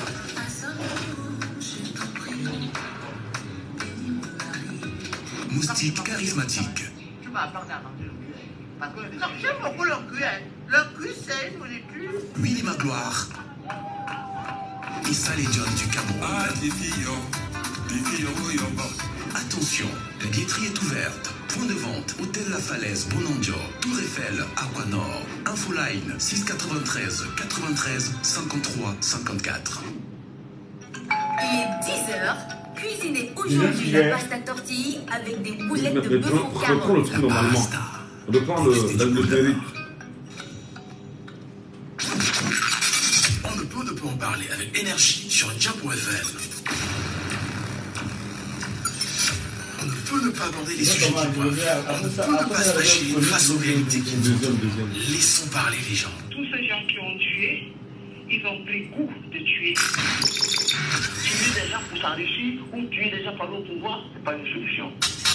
Laissons parler les gens, la libre antenne de votre radio. Parlez sans tabou, sans se chausser. Percez et crevez l'abcès, c'est vous qui avez la parole. Pourquoi on n'interdit pas la circulation des armes sur le continent africain? Laissons parler les gens du lundi au vendredi sur Diambo FM. Laissons parler les gens. Deuxième sujet. Bienvenue à tous, mesdames et messieurs. Si à l'instant vous joignez à nous sur les antennes de Diambo FM, nous sommes au cœur de votre émission Laissons parler les gens, qui est la libre antenne et qui vous donne la parole encore à travers les sujets d'actualité et tout ce qui gravite autour du Cameroun. Nous en parlons fièrement. Et nous revenons sur la diaspora camerounaise qui n'arrête de se plaindre de plus en plus, levant la voix, demandant bien sûr au gouvernement camerounais d'ouvrir les portes des ambassades permettant à l'ECAM de venir inscrire les Camerounais sur les listes électorales. Déjà, il faut-il le rappeler, nous en parlions il y a quelques jours déjà, des voix ne cessent de nous interpeller et nous rappelons que nous devons rappeler à l'ECAM que l'ECAM est attendu dans les ambassades afin de faire inscrire les Camerounais de l'étranger sur les listes électorales. Comment regardez-vous ce matin le comportement de l'ECAM de plus en plus éloigné? Et l'ECAM, ce serait un petit problème de moyens de l'État incapable de conduire les CAM dans ces ambassades? Qu'est-ce qui peut justifier que les Camerounais, pas seulement de l'Occident, mais ceux de l'Asie, ceux de l'Afrique en général, demandent à être inscrits sur les listes électorales et ne pas avoir la possibilité? Quel regard vous y jetez? Et quel est le comportement du Camerounais, lambda ou des citoyens face à cette actualité? Comment résoudre surtout la question? Comment amener les CAM obligatoirement dans les représentations diplomatiques à faire inscrire les Camerounais? L'antenne vous appartient ce matin, madame, messieurs. Merci à vous de nous appeler. Merci de nous laisser un commentaire. Merci de venir analyser avec nous. Merci de construire et de bâtir le Cameroun. Laissons parler les gens, libérons la parole. Nous libérons bien sûr la parole. Nous libérons la parole. 6 74 39 79 04. 6 74 39 79 04. Ou encore le 6 59 92 48 83. Voilà, vous nous appelez à ces deux numéros rapidement pour ceux qui sont ici au Cameroun et pour ceux qui nous regardent sur Facebook en direct et qui souhaiteraient bien réagir à ce sujet. Il y a un numéro qui est épinglé là, qui vous permettra bien sûr de nous avoir en direct en nous appelant sur le WhatsApp de l'émission, le 6 91 98 60 98. 6 91 98 60 98. Comment expliquez-vous, madame, messieurs, le comportement du gouvernement camerounais, je dirais même la fuite entre guillemets de l'ECAM dans les représentations diplomatiques? Quelles sont les solutions pour vous? Auditeur en ligne, allô, bonjour. Bonjour. Bienvenue, cher monsieur. Comment nous vous appelons? Moi, c'est Paul. Paul. Vous nous appelez d'où, Paul? À Bonabéry. Paul depuis Bonabéry. Qu'est-ce qui, à votre avis, peut vraiment justifier l'éloignement de l'ECAM dans les représentations diplomatiques? Ce matin encore, on a eu les Camerounais qui nous appelaient du Japon, de la Thaïlande, du Gabon ici à côté, de la Côte d'Ivoire. Disons que M. Gatchou, jusqu'ici, l'ECAM n'est pas représenté dans les représentations diplomatiques. Quelle est la solution pour vous? Je voulais me dire, si c'est vrai que quand tu poses des questions, que si je veux me poser une question, que si tu peux en rester au Cameroun, tu peux voter avec ton carte d'ailleurs. Je n'ai pas compris. Vous demandez si on peut? Disons, si tu es en resté ici au Cameroun, Oui. tu peux prendre la carte pour aller voter. La loi permet. Non, pas du tout. Impossible. Je me disais que dans toute chose, je sais ma part que c'est comme ça. Je dis qu'on joue pour le lobby. Que si c'est pas possible, eux pouvaient me rentrer ici, là où c'est possible, ils peuvent le faire. Là-bas, ils peuvent faire. C'était l'idée là qu'il y avait. Non, malheureusement, la politique, je vous dis, le code électoral ne permet pas. Vous devez vous inscrire, vous vous inscrivez sur une liste électorale dans la zone dans laquelle vous vivez. C'est tout à fait évident. Mais n'oubliez pas, on a très souvent eu à le dire sur cette antenne, n'oubliez pas qu'il peut y avoir des doublons. Parce que si vous inscrivez doublement, il peut y avoir des soucis au niveau des LECAM et votre nom peut ressortir dans d'autres bureaux et ce n'est pas correct. À côté de ceci, n'oubliez pas que vous pouvez habiter Douala, vous quittez Douala pour, je ne sais pas trop, pour Yaoundé. Et le jour vous devez aller vous inscrire et signifier effectivement d'où vous venez, afin qu'on puisse effectuer une mutation au niveau des LECAM et vous permettre de voter convenablement à Yaoundé et supprimer votre inscription de Douala. Est-ce qu'on se comprend? Oui. Et maintenant encore, on dit chez nous, les statistiques disent qu'en Europe, partout, on compte au moins 7 millions. Oui, bon, 5 millions, 7 millions entre autres, oui. Oui, il y a le fois même que le Lubin dit, les gens qui sont au diaspora comme ça, souvent ils parlent de certains trucs, vous bloquez la vidéo que si tu laisses on parle, on peut venir vous dire que c'est toi qui permets que ça te passe. Mais là-bas, en Europe, ils sont libres de l'exprimer, non? Naturellement. C'est pas le Cameroun. Maintenant, le Lubin dit que si on voit que quelqu'un, comme le président parle, là, il parle au côté continental, on parle là-bas jusqu'à qu'ils sont en Europe, jusqu'à leur voir entendre, non? Oui, bon, je veux qu'on se comprenne très bien. Oui, allez-y. Pourquoi ne pas utiliser le même lobbying pour avoir la voix de l'ambassade là-bas? Parce que souvent, ils repostent là-bas jusqu'à ça marche. Non. Parce que tous est fait par le lobbying. Sauf que quand ils sont là-bas, ils sont bien placés pour faire certaines voix l'entendre. Non, mais... S'ils disent qu'ils ne sont pas en liberté là-bas, je me pose des questions. Non, ils ne disent pas qu'ils ne sont pas en liberté. Ils disent ceci... Et l'ECAM n'est pas dans les représentations diplomatiques. C'est-à-dire que dans les ambassades, et l'ECAM n'y est pas. Et on se demande pourquoi l'ECAM n'y est pas. Est-ce que c'est un problème de moyens de l'État du Cameroun? Est-ce que c'est un refus volontaire de l'ECAM? Qu'est-ce qu'on peut faire pour que ces Camerounais soient inscrits sur les listes électorales? Voilà la question de fond. C'est ce que je parle maintenant qu'ils sont bien placés là pour faire le lobby. De marcher, de faire la marche pour que le voix entende, non? Bon, ils ne peuvent pas marcher. Ils peuvent revendiquer cela devant les ambassades et espérer que leur voix soit entendue. Oui, jusqu'à qu'ils sont bien libres là-bas de repousser là-bas jusqu'à les choses bougent. C'est pas là qu'il devrait faire. Puisque s'il n'arrive même pas à faire, il ne comprend pas. Souvent, il voit, il fait certaines choses, les choses, il bouge à la ligne. Très bien. Pourquoi ne pas faire par ceci? Jusque si on dit que quelqu'un monte au nord et descend avec 3 millions, il a déjà gagné. Donc maintenant, il fait son 5 millions là-bas. Il attendait que s'il doit avoir 4 millions là-bas, s'il monte au nord, il voit, il a 4 fois. Il descend de eux, il dit avec 4. Ça fait les choses. Très bien. Merci, oui. merci beaucoup pour votre réaction ce matin sur notre antenne. Vous êtes libre, naturellement. Et quelle est bien sûr votre perception de cette situation, madame, messieurs? Comment vous l'appréciez? Ces Camerounais qui essaient de se plaindre. Comment solutionner cela? Comment amener les CAM dans les représentations diplomatiques? Comment faire inscrire les Camerounais de la diaspora? Quand on dit diaspora, ce n'est pas seulement l'Europe. C'est tous les Camerounais qui sont hors du Cameroun. Auditeur en ligne, il est avec nous. Allô, bonjour. Bonjour, monsieur Michel. Oui, oui, Robert. D'accord, nous vous écoutons, monsieur Rameau. Votre commentaire. Oui, ce que je peux dire à nos frères de diaspora, c'est qu'ils peuvent revendiquer aussi devant faire aussi devant l'ambassade. Mais ils le font déjà en Belgique. Ils le font en Belgique, ils le font, je pense bien, en Allemagne, si j'ai bon souvenir. Ils l'ont fait en France récemment. Et puis voilà. Mais ce n'est pas seulement de cela qu'on parle. On parle des Camerounais de partout dans le monde entier où il y a une représentation diplomatique du Cameroun. Pourquoi les CAM n'y est pas? Les CAM n'y est pas. Le gouvernement fait ce qu'il fait. Le gouvernement n'envoie pas les CAM papier parce que ça arrange ses affaires. Il sait que la majorité de nos frères qui sont à l'extérieur, oui, le Cameroun à cause de leur mauvaise politique. Alors, juste, oui, et les CAM n'y est pas. Qu'est-ce qu'on peut faire de façon réelle afin d'y amener les CAM, contraindre les CAM à y aller? Si jamais c'est un refus de l'ECAM ou encore c'est un problème de moyens de l'État du Cameroun, qu'est-ce qu'on fait pour pouvoir les y retrouver? Tous les leaders politiques ne doivent pas aussi se fatiguer de rappeler au gouvernement qu'il doit être de son obligation. On doit revendiquer ça en fait.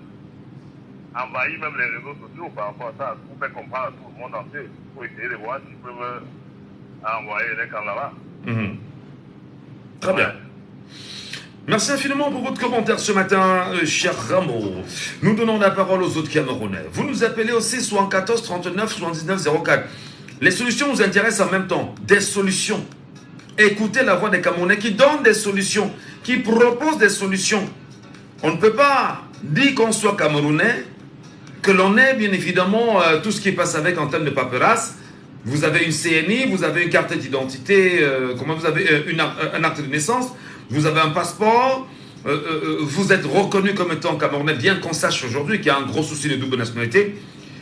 Est-ce qu'on peut avoir une solution évidente afin de contraindre les CAM à se représenter ou à se retrouver dans les représentations diplomatiques hors du Cameroun? Nous vous écoutons, madame, monsieur. Auditeur en ligne, alors bonjour. Bonjour.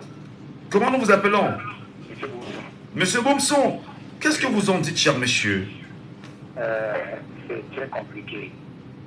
Ce que dès le départ, était un organe partisan.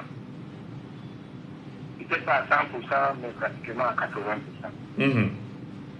Et quand quelqu'un est partisan, pour lui faire croire qu'il n'est pas au service de la nation, je crois qu'il faut descendre sur le terrain, il faut descendre dans la rue. Parce que l'institution sur le liste électoral est un maillon essentiel pour les résultats fiables.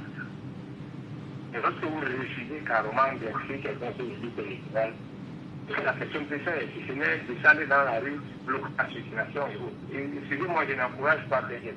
Mais lorsque quelqu'un vous arrive jusqu'à terre, c'est comme un papa qui refuse la nourriture à son papa. Si papa refuse de vous donner à manger, qu'est-ce que vous pouvez faire? Alors que vous êtes trois là, vous devez vous nourrir. Oui, vous battez, comme je dis, à tous les moyens. Maintenant, si les Camerounais ne descendent pas dans la rue, c'est ça, c'est l'État. Est-ce que les Camerounais du Cameroun qui, pour vous, doivent descendre dans la rue pour revendiquer que les représentations diplomatiques reçoivent les CAM ou c'est ceux de l'étranger qui doivent se faire entendre? Ils ne sont pas solidaires. Les Sénégalais ont été solidaires. Ils ne sont pas solidaires à ceux qui sont à l'étranger. Qu'est-ce que nous pouvons faire? Nous ne pouvons rien faire. La solidarité est lorsque vous avez un problème, si moi je ne peux pas être à votre place, nous ne pouvons pas avancer. C'est l'un des maillons qui nous manque au Cameroun. Lorsque quelqu'un a mal, je dis que c'est pour lui là-bas. Et le jour que ça vient vers moi, je dis que non, c'est pas moi là-bas. Donc pour vous, la solution, c'est la rue. C'est la manière forte. Mais dans la rue, vous mettez quoi? C'est-à-dire vous faites une demande de manifestation publique pour exprimer bien évidemment cela, ou vous choisissez de descendre sans crier gare? Sans crier gare. Oui, excusez-moi, c'est mon pays, mais c'est les gens qui exagèrent. Vous savez, quelqu'un qui ne connaît pas rien, ils sont blancs. Oui. Et quelqu'un qui fait la carte après, il ne peut pas. Ça l'énerve comme chacun dit que non, c'est moi qui dois être, c'est moi qui est dans les affaires, et puis il participe aux élections. Même s'il aurait eu son droit d'être inscrit, très bien. Vous refusez, vous voulez qu'il fasse quoi? Voilà, merci beaucoup, on t'a très bien suivi. C'est 74 39 79 04. C'est 74 39 79 04. C'est 59 92 48 83. 659 92 48 83, ou vous nous appelez via WhatsApp pour vous qui nous regardez naturellement au 6 91 98 60 98. 6 91 98 60 98. Auditeur en ligne ce matin, il est avec nous? Non. On va tenter bien sûr de prendre cet auditeur également. Je crois que c'est Paco qui revient. Probablement. Allô, cher monsieur? Allô? Allô? Oui, monsieur Gadjou. Oui, Paco, nous vous écoutons. Voilà, donc je reviens par rapport au deuxième sujet et en les questions que vous posez pour nous relancer. La rue, est-ce que la rue veut dire quoi? Vraiment, je dis toujours une fois de plus, nous les Camerounais, nous avons une mémoire courte. Ce gouvernement colonial, ce régime colonial est complètement sourd. Ils ne vont jamais nous écouter. La seule réponse qu'ils ont quand nous marchons, c'est de nous tuer. Vous vous rappelez très bien comment on a tiré sur les Ndjamen, les Ndoki dans la rue et tout. C'est pour marcher. Il y a des gens qui ont venus sortir de leur maison pour aller dans la marche.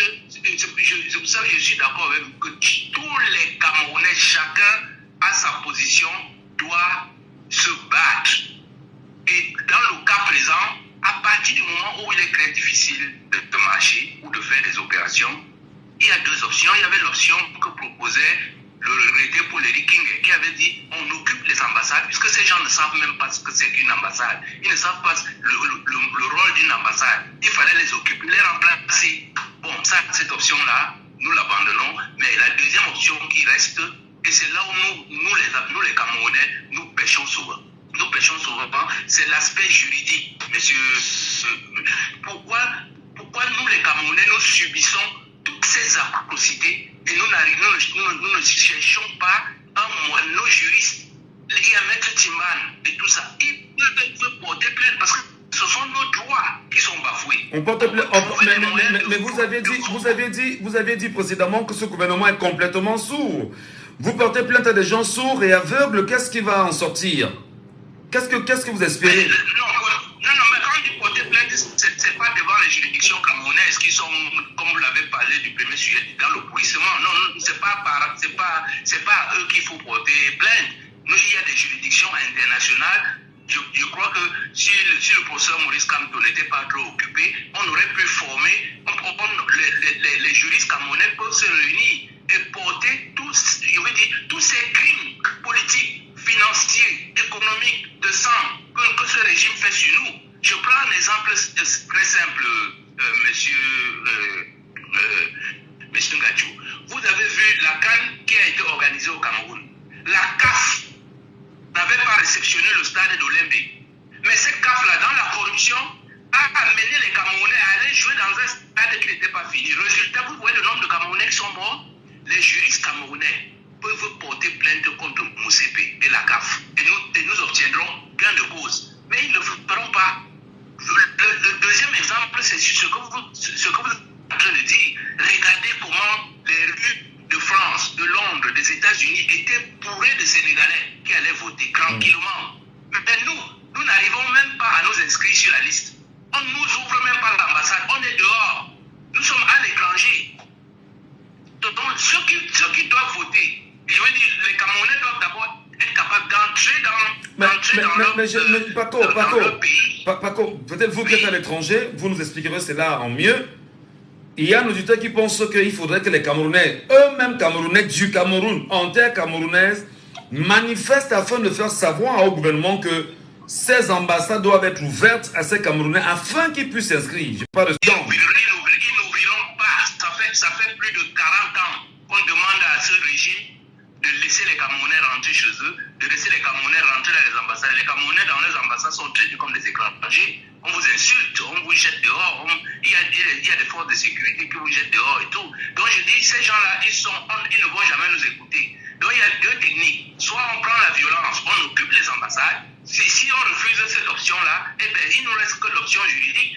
Puisque quand on vous empêche d'aller voter, on bafoue vos droits. Donc il faut trouver un moyen que les juristes s'associent. On va dans les juridictions internationales de ces pays-là et on porte plainte. C'est tout. On ne peut même pas plainte contre le régime, puisque le régime est déjà... on porte plainte contre les ambassadeurs eux-mêmes.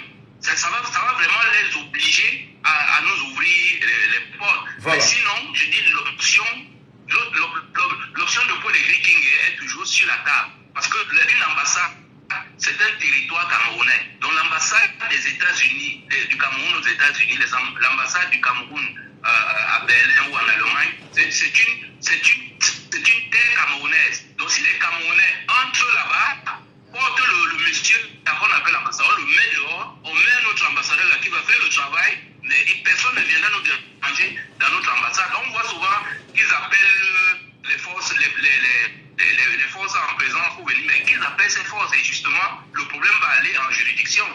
Donc c'est vraiment, il n'y a pas. Je dis ce régime-là, c'est un régime colonial, il faut le comprendre. Paul Biya a un diplôme d'administrateur des colonies. Donc ils ne nous rendent pas compte, ils s'en fichent complètement de nous. Si nous nous aplatissons, je vous dis, ces gens-là vont perfumer, ils vont mettre des tuyaux sur nos gorges pour puiser notre sang. On ne peut plus reculer.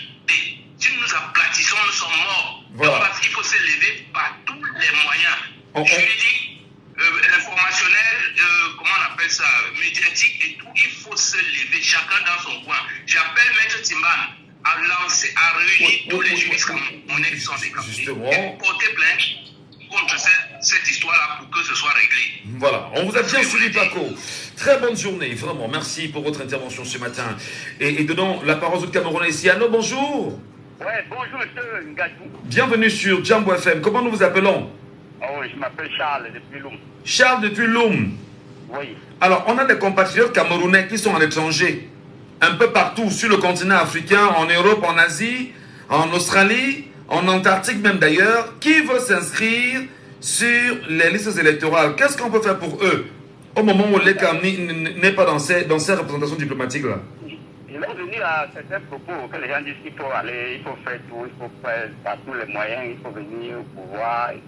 Ce n'est pas ce que nous allons utiliser. Et c'est parce que quelqu'un va dire que nous allons aller faire sortir un ambassadeur dans son bureau pour installer un autre. Non, nous avons vu le risque de trucs comme ça depuis la Côte d'Ivoire. Quand je dis que c'est un régime colonial, tous les régimes francophones en Afrique sont des régimes coloniaux. Donc on ne doit pas exceptionner quelque part. Et quand nous allons voir ce qui se passe aujourd'hui, nous allons réfléchir et trouver les moyens, comment faire pour s'en sortir et comment se faire enregistrer dans la diplomatie. On ne doit pas prendre la violence. C'est tout ce qu'on pense. Nous avons vu la violence ne paye pas. Et quand les gens prennent les exemples ailleurs, ils ne voient pas ce qui se passe concrètement dans certains pays. Mais Charles, pourquoi le Cameroun refuse-t-il de faire inscrire ses enfants, ses compatriotes-là sur les listes électorales? Enfin, pourquoi le Cameroun refuserait? C'est bien de le dire ainsi. Mais ils doivent refuser. Quand quelqu'un veut tirer la couverture de son côté, Il doit tirer comme ça, c'est ce qu'il faut faire. Alors ça veut dire que l'État du Cameroun choisit délibérément de violer les lois des Camerounais qui ont mission justement de décider. Je vous le dis bien, tous les États francophones sont de la même manière. Donc nous allons trouver que des procédures, nous allons nous asseoir. Je vous dis que la plus grave erreur que nous avons connue au Cameroun, c'est quand M. Kamto a refusé d'aller aux élections législatives. Il devait aller. Même s'il trouve d'autres procédures, ce n'est pas ça. Et vous voyez ce que sont quoi? C'est les jeunes Sénégalais qui ont mis de l'argent pour les élections. Il faut que les gens s'asseyent normalement, qu'on oublie le tribalisme, le racisme. Il y a d'abord ça au Cameroun, c'est le tribalisme. Si on pouvait faire combattre ça, c'est qu'on peut s'en sortir. Mais s'il y a le tribalisme et le racisme, je vous dis bien, ceux qui pensent que M. Kamto peut gagner à Douala, et c'est lui qui programme ces élections, qui dit qu'il a gagné. Ce n'est pas le peuple comme au Sénégal, vous l'avez vu. Bon, s'il a dit ça, c'est passé. Il faut qu'on trouve encore d'autres moyens. Et même s'il y a notre candidat en dehors de Kamto, nous préférons, on trouve notre procédure, un autre jeu, ça va nous intéresser. C'est ce que nous voulons pour le moment. Alors pour vous, la solution, c'est quoi pour ces Camerounais-là? Oui, c'est pour que les Camerounais d'abord s'asseyent les jeunes. Non, attendez, c'est quoi la solution pour que l'ECAM soit présent dans les représentations diplomatiques? Qu'est-ce qu'il faut faire? Je vous dis, actuellement, toutes les procédures, parce qu'il n'y a pas de concurrent, il ne voit pas quelqu'un qui peut... Non, je repose ma question. Qu'est-ce qu'on fait pour que l'ECAM soit présent dans les ambassades du Cameroun à l'étranger? Nous n'allons pas aux élections. Soit nous allons. Mais l'ECAM ne peut pas changer là où elle est. Mais nous irons aux élections en 2025 ou avant 2025. Les gens demandent à se faire inscrire. Et l'ECAM n'est pas là-bas. Qu'est-ce qu'on fait donc pour que l'ECAM y soit? C'est ça la question de fond. Je vous rappelle quelque chose, que l'ECAM a déjà une procédure. Laquelle? Donc, sa procédure, ce n'est pas accepter ce que les autres proposent. Vous voyez? Bon, et que si nous allons trouver que ces éléments-là ne peuvent pas changer, nous, maintenant, les jeunes, nous, essayons de s'asseoir et changer. Oui. Il a pas parce qu'il fallait que nous, qu'on reprenne les choses à zéro. Voir comment on peut reconstruire, refaire le Cameroun. On oublie cela, parce que les jeunes ne sont même pas intéressés, comme vous voyez là. Ça va tellement. Si les jeunes pouvaient s'intéresser à la chose politique, comme ce qui s'est passé au Sénégal, tout doit marcher. Très bien. Mais même si vous n'avez toujours pas répondu à la question, vous estimez que l'ECAM a ses positions déjà, on aimerait bien savoir que l'ECAM ne peut pas choisir de violer la loi quand même devant les Camerounais. Voilà. Mais est-ce que l'ECAM peut changer? Nous avons vu tout ce qui se passe. L'ECAM ne peut pas changer. Il faudrait que les jeunes s'asseyent. On voit si nous... Mais les jeunes vont s'asseoir où et quand et comment? J'ai envie de comprendre votre logique. Ce qui devrait se faire depuis, c'est pas aujourd'hui, à moins de un an des élections. Et qu'est-ce qu'on fait? On laisse encore les élections se passer comme en 2018? Non, nous allons pas prendre la brutalité. Non, j'ai posé une question. On laisse encore les choses se passer comme en 2018 et on dit comment voir nos enfants grandir et voilà. Enfin, le régime besoin que les gens sortent et font des bruits. Pourquoi trouver des procédures pour nous anéantir?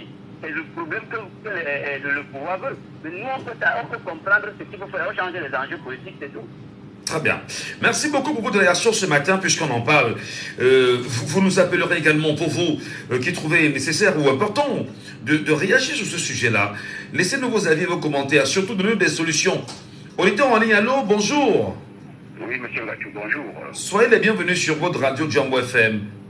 Merci. Comment nous vous appelons, cher monsieur? Appelez-moi Pascal Takam. Pascal Takam. Oui. Nous cherchons des solutions. Quelles sont les vôtres? Je voulais vous répondre que si le gouvernement, ne parlons même pas des décams, qui a mis les décams là-bas, c'est le gouvernement. Quand vous donnez du travail à quelqu'un, si la personne ne veut pas travailler, qu'est-ce que vous allez faire? Vous avez le choix de décider sur cette personne. Alors je trouve que l'État camerounais et surtout le gouvernement actuel est en train de voir quand les citoyens ne s'inscrivent pas à leur avantage. Parce que rien que les Camerounais, depuis la nuit des temps, jusqu'en 2018, ne savaient pas comment les élections se passent au Cameroun. C'est ce qui s'est passé à la Cour constitutionnelle en 2018 que les yeux des Camerounais se sont ouverts. Et nous sommes sûrs que vraiment, en 2025, ça sera plus la même chose. Les Camerounais veulent s'inscrire, M. Ngadjou, dans tous les Tchapalo, partout où nous passons, on ne parle que des élections de 2025. En 2017, avant 2018, on ne parlait même pas trop des élections comme on est en train de parler aujourd'hui. Et de 2018 jusqu'à aujourd'hui, les choses sont encore dégradées davantage. Alors, tous les Camerounais, je vous dis sans exception, ont soif du changement. Alors, aujourd'hui, vous nous posez la question de savoir qu'est-ce qu'il faut faire. Au niveau des ambassades. Au niveau des ambassades. Le représentant diplomatique là-bas a été installé par le gouvernement camerounais, par le pouvoir actuel. Alors, je crois que ce monsieur est en train seulement de recevoir des instructions.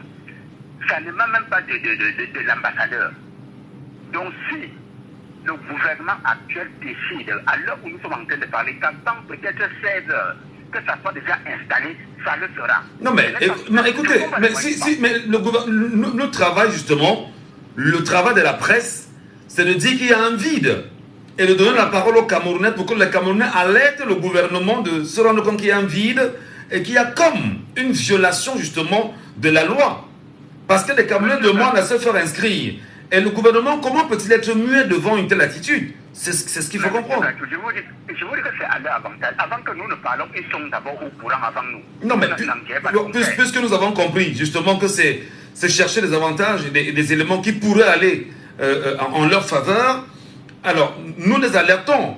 Qu'est-ce que nous faisons justement pour que les Cam se lèvent et que ce gouvernement, si c'est le cas, arrête son comportement vis-à-vis des Camerounais?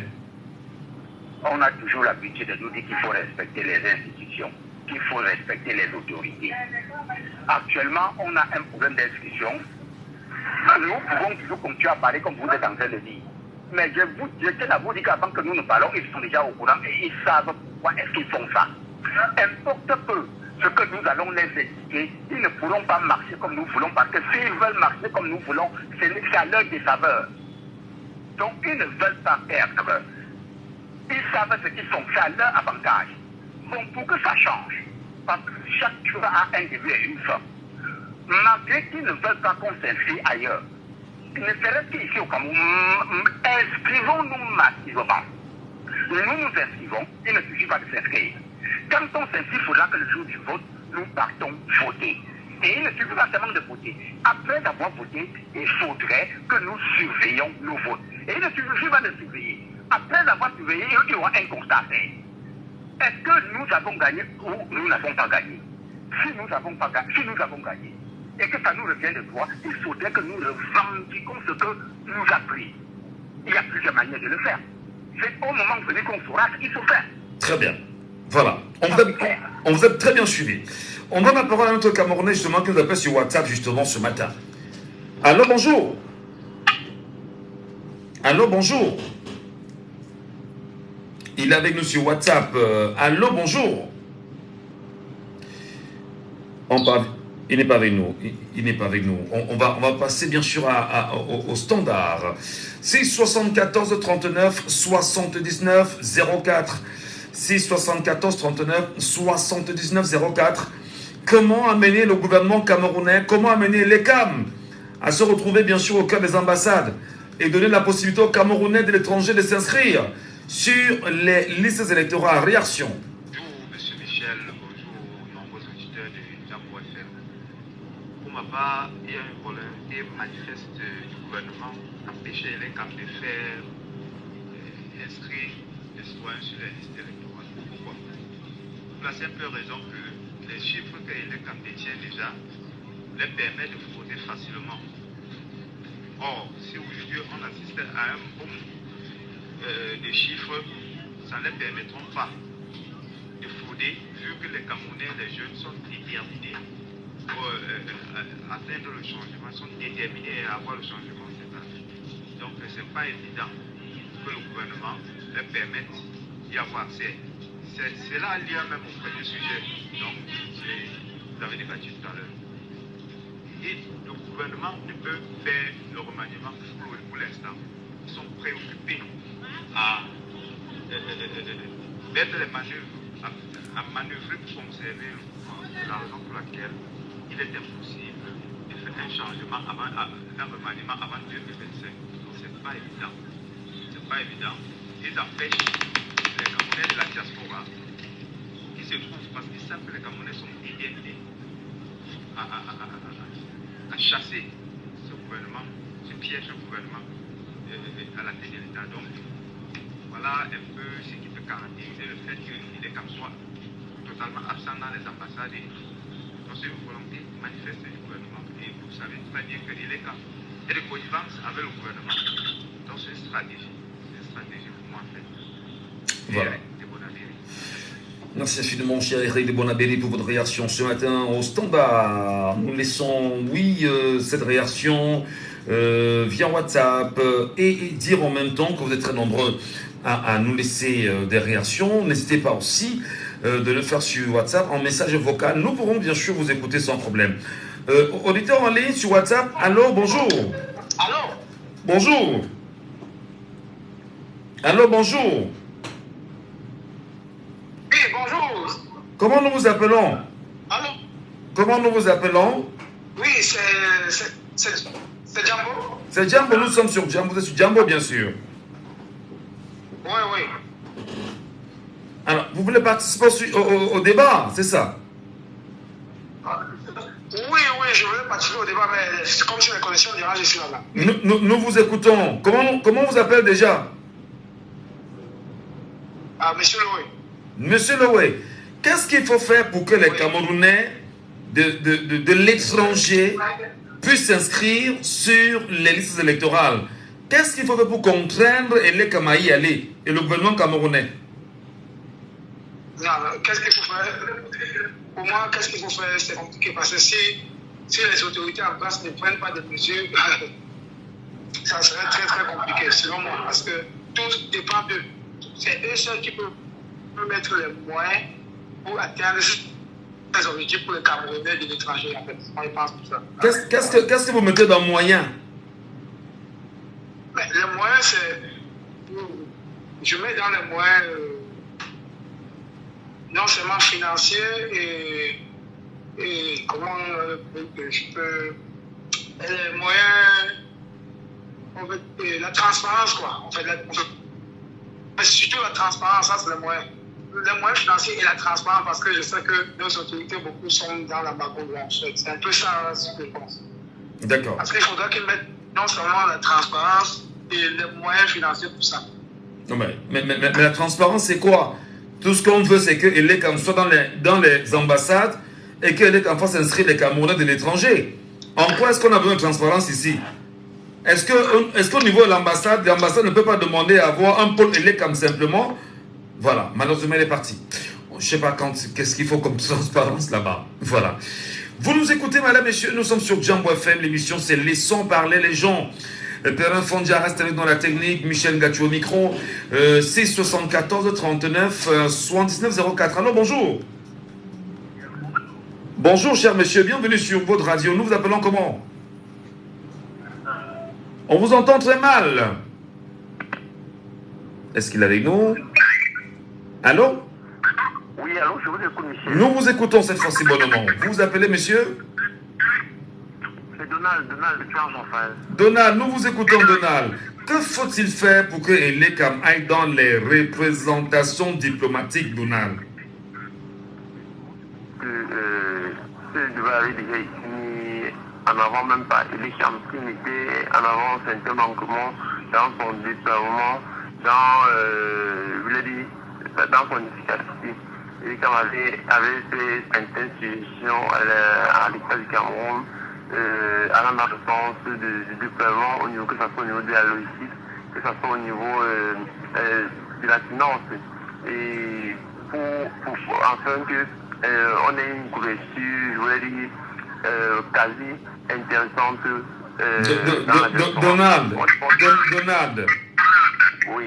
Les Camerounais de l'étranger, de la diaspora globalement, veulent avoir l'ECAM n'est pas là. Quelle est la solution? Oui, j'arrive, monsieur. Je vous dis ceci. Maintenant, je pense que pour répondre à cette question, il devrait être plus judicieux pour nous et pour vous, déjà, de se rapprocher auprès de l'antenne EDICAM et rencontrer un responsable qui pourra mieux nous donner une justice la question, par exemple, au niveau de cette difficulté à couvrir certaines représentations diplomatiques. Moi, je pense qu'on peut faire, il faut le dire, et les CAM ne peuvent pas aller au-delà de ce qui lui a été prescrit. Maintenant, il faut... Et les CAM ne peuvent pas aller au-delà de ce qui lui a été prescrit, vous dites? Oui, il peut pas aller, je dis, prescrit dans le sens où ils ont des exploitations. Maintenant, pour qu'il soit davantage plus efficace, il faut déjà qu'on essaie de renforcer son pouvoir, que ce soit sur le plan financier, que ce soit sur le plan de la logistique, afin qu'elle puisse être mieux efficace sur le terrain. Moi, je pense juste que... mais est-ce qu'elle est comme cette là? Est-ce qu'elle est comme cette là en disant que les moyens sont insuffisants pour vous? Mais ça, c'est l'un des greffes que les camarades portaient en son temps, parce qu'il y avait des situations dans le sens de revoir, je voulais dire, toute la situation de l'élection au Cameroun, dans ce sens-là, il mettait en avant ce problème de mobilité. Et il était question que l'État puisse tenir compte afin que les CAM soient davantage efficaces sur le terrain. Et je pense que c'est vrai pour le Cameroun, c'est vrai pour la diaspora. Mais maintenant, qu'est-ce qui cloche réellement? Qu'est-ce qui empêche que les CAM ne soient pas dans les représentations? Moi, je dis, pour une éducation générale, il y a la possibilité de rapprochez-vous pour que les CAM, il va nous dire ces éléments et nous verrons tous ensemble si ces éléments sont, je voulais dire, sont réceptibles. Alors, vous demandez qu'on se réfère à l'ECAM? Oui, je pense que vous êtes toujours autorisé, vous êtes journaliste, vous êtes autorisé. Moi, des sujets sensibles comme ça, on devrait déjà commencer à partir. Oui, mais attendez. Avant de se référer à l'ECAM, c'est qu'il y a un constat. Il y a quelques semaines encore, des Camerounais de la diaspora au niveau de l'Occident faisaient entendre leur voix. Et il a fallu justement qu'un début de solution commence à être envisagé du côté de la France, qui jusqu'ici n'est pas une solution. Ben, il y a des Camerounais au Japon, je vous l'ai dit, au Japon, au Gabon, en Guinée équatoriale, au Tchad, au Congo, partout qui demandent d'être inscrits, et l'ECAM n'y est pas.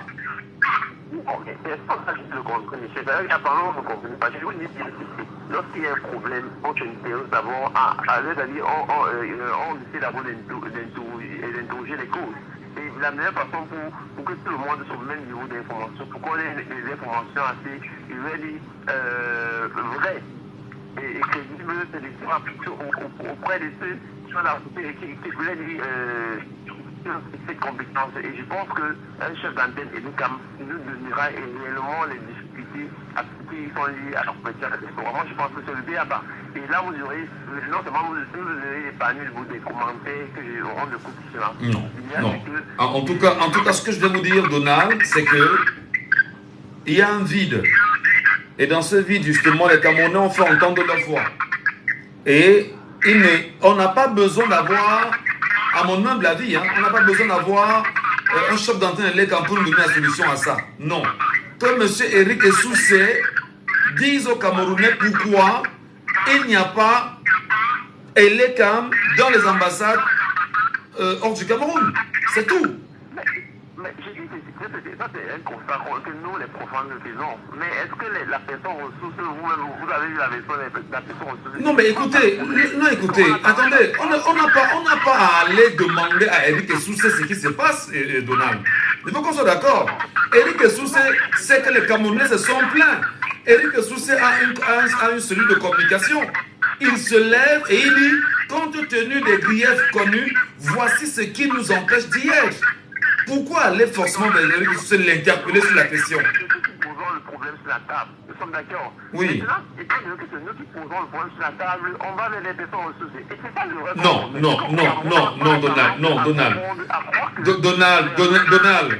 Donald. Excuse-moi mon frère, on est compatriotes. Je ne voudrais pas que l'on joue, comme on dit, dans le cerveau des Camerounais. Non, sérieux mon frère. Je parle comme un Camerounais. Donald. Mon frère Donald. Est-ce qu'elle est comme un Salcom? Oui. Est-ce qu'elle est comme un des plaintes qui remontent de l'Europe? Oui. De l'Afrique? Oui. Qu'est-ce que... Permettez. Est-ce que M. Eric Essoussé est au courant? Oui. Est-ce que M. Eric Essoussé a communiqué? Non. C'est ça le problème. On n'a pas besoin, parce qu'on est journaliste, d'aller vers M. Eric Essoussé. Il y a un vide et on lui pose le problème. Il donne des solutions. Pourquoi vous voulez que le journaliste que je suis, qu'on ait encore vers Eric Essoussé, demander ce qui ne va pas? Est-ce qu'il ne sait pas? Il le sait. Mais quel minimum, mon frère? Tu me parles de quel minimum? Le minimum, c'est pour éviter d'avoir des conflits. Non, c'est la distraction, mon frère. Non, ne jouez pas. C'est un mauvais jeu. Parce que vous laisserez croire aux Camerounais que le travail que nous faisons est limité, alors que lui-même, Eric Essoussé, sait qu'il y a un problème. Mais nous, on ne fait que lui rappeler que voilà les Camerounais qui se plaignent. Nous voulons des solutions. Pourquoi vous voulez que nous, on ait des Eric Essoussé alors qu'il sait qu'il a un problème sur la table? Vous parlez d'un problème. On ne se comprend pas. Moi, j'ai toujours dit. Non, c'est très bien compris. La révolution a été généralisée. On a tendance à croire que les réseaux sociaux étaient criminels. Moi, j'ai dit, si moi je suis la façon de penser, il y a un problème par exemple. Moi, je vais vers les personnes ressources. J'essaie de comprendre les questions. Je dis, ok, normalement, selon la loi, vous devez couvrir tout pratiquement toutes les interventions diplomatiques. Qu'est-ce qui cloche à votre niveau? Une fois qu'ils nous ont donné les éléments qui nous challenge, maintenant, on met ça sur la table. Très bien. Maintenant, parce que là, maintenant, nous spéculons, nous disons toutes les choses. Non, Donald. Fondamentalement, si la personne ressource, je pense que quand il y a un problème, on interroge d'abord la personne ressource. Très bien. Quelle est la communication du SECOM par rapport à ce problème? Est-ce qu'ils ont communiqué? Non. On peut aller chercher l'information et donner, et non rester et croire que l'information va venir trouver. Voilà, merci. Merci beaucoup, Donald. On vous a écouté très bien là-dessus. Mais je dis encore, Donald, on ne peut pas avoir un directeur général de l'ECAM. Prenez d'abord l'auditeur. Allô, bonjour. Allô? Oui, bonjour, monsieur. Bienvenue, cher monsieur. Comment nous vous appelons? Moi, c'est Eric de Marguerite. Nous vous écoutons, Eric. Qu'est-ce qu'on fait pour que l'ECAM soit dans les ambassades afin de faire inscrire les Camerounais? Je crois que la responsabilité revient aux Camerounais qui sont à l'extérieur. Prendre leurs responsabilités en main.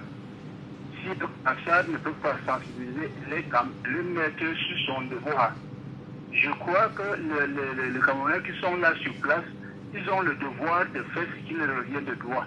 C'est-à-dire aller dans ces ambassades-là, faire partie de cet ambassadeur et puis classer celui qui peut respecter leurs droits. Non, c'est pas eux de décider. On manipule le Camerounais depuis combien d'années? Après, on va dire qu'on a porté les trucs, on est contre les institutions, alors qu'eux-mêmes violent ces institutions. Hein? Est-ce qu'ils sont en train de respecter le Camerounais là où ils sont? Ils ne sont pas en train de respecter le Camerounais, monsieur. Alors là, je vous dis, j'interpelle tous les Camerounais qui sont à l'extérieur de prendre leurs responsabilités en main et puis faire ce qu'ils savent qu'ils se doivent droit et ils le fassent. Qu'est-ce qu'il y a? Et même, on va manipuler au niveau du pays et même à l'extérieur, on nous manipule davantage. Qu'est-ce qui se passe? Il faut que ça s'arrête à un moment donné. Donc, merci, monsieur. Merci infiniment. Je voudrais rapidement dire à mon frère et ami et collègue et confrère et compatriote, peut-être pas confrère, mais compatriote, Donald, qu'on ne peut pas avoir une information. Il y a une information. L'information, c'est que les Camerounais de l'étranger demandent depuis de longs mois à être inscrits sur les listes électorales et demandons que les ambassades ouvrent les portes afin que les gens viennent s'inscrire. Et ce n'est pas seulement le cas de l'Europe, globalement. C'est aussi le cas ici, en Afrique centrale, en Afrique de l'Ouest et sur le reste du continent africain. Monsieur Eric Essoussé, qui est le directeur général de l'ECAM, nommé par Paul Biya, le sait. Il sait qu'il y a ce problème. Il n'a pas communiqué jusqu'à présent pour dire aux Camerounais, voici les raisons pour lesquelles l'ECAM n'est pas dans les représentations diplomatiques. Qu'est-ce qui peut justifier le comportement de M. Eric Essoussé? Et que vous demandez justement que le journaliste aille encore demander à Eric Essoussé ce qui se passe. Pourtant, Eric Essoussé sait que les compatriotes lui ont posé un problème. On n'a pas besoin forcément de la presse ici. C'est que Éric Essoussé apporte une solution. Tant qu'il n'apporte pas la solution, la presse ne va faire que lui rappeler qu'il y a la voix du Camerounais qui parle et qui l'interpelle. La presse ne va faire que rappeler justement que Éric Essoussé probablement serait en train de refuser d'écouter la voix des Camerounais, probablement, ou peut-être avec la complicité de ceux qui sont aux affaires. C'est de ça qu'il s'agit. Non, on ne peut pas jouer avec ce qui est propre aux citoyens camerounais. On ne peut pas jouer avec l'avenir des gens. On ne peut pas jouer avec des gens qui pendant 42 ans estiment qu'ils n'en peuvent plus et qui veulent prendre absolument le destin en main et que vous créez des barrières, les empêchant naturellement de prendre le destin en main. Non. Il faut bien évidemment que M. Éric Essoussé, parce que pendant qu'on y est, je sais qu'il y a une antenne Elecam dans le littoral qui nous écoute, qu'il passe le message et qu'il nous dise dans les 48 heures qui vont suivre, ne serait-ce qu'à travers un communiqué de son Celcom, qu'il nous dise ce qui se passe. Sinon, nous continuerons à ne parler que de ça jusqu'à ce qu'on puisse trouver une solution et qu'on dise pourquoi est-ce que les ambassades ne sont pas ouvertes à ces Camerounais de l'étranger. C'est quand même une question assez sensible. On a un droit de vote, c'est un droit d'être inscrit sur les listes. C'est même une obligation en réalité, lorsqu'on est citoyen, d'être inscrit sur une liste électorale. C'est un devoir citoyen d'aller voter et de choisir qui est-ce qui doit présider, c'est-à-dire qu'à la destinée d'un peuple. C'est un devoir justement de défendre son vote, de défendre les résultats, de veiller sur son vote. C'est un devoir citoyen. Mais comment? Parce qu'on est silencieux. Il y a en fait, on se tait, on n'en parle pas. Et puis à un moment donné, on passera la main là-dessus, on dira, mettons de côté parce que ça n'a pas été résolu. Mais c'est jouer avec les vies des gens. C'est jouer avec l'avenir des gens. C'est jouer avec le lendemain des gens. Il faut qu'on s'entende que depuis 42 ans, les gens souffrent. Des gens pleurent. Des gens appellent au changement. Des gens veulent voir des choses différemment. Le premier sujet d'ailleurs, quelqu'un nous disait tout à l'heure, on l'a mentionné, c'était porté sur le gouvernement camerounais. Depuis 2019, ce sont les mêmes personnes qui sont là. Est-ce que le peuple camerounais est satisfait? Oui ou non? Il a la réponse. Est-ce qu'il veut changer? Il a la réponse. S'il veut changer, qu'on mette bien évidemment sur la table le processus de changement. D'abord en allant s'inscrire. On ne vous demande pas de descendre dans la rue, non. Mais inscrivez-vous d'abord. Une fois inscrit, allez voter. Une fois voté, veillez sur le vote. Lorsque vous avez les résultats sortis des urnes, fondamentalement, et que vous accompagnez les CAM à l'antenne, et les CAM, ce même soir, quoi que la loi camerounaise l'interdise, vous aurez sur la main les tendances réelles.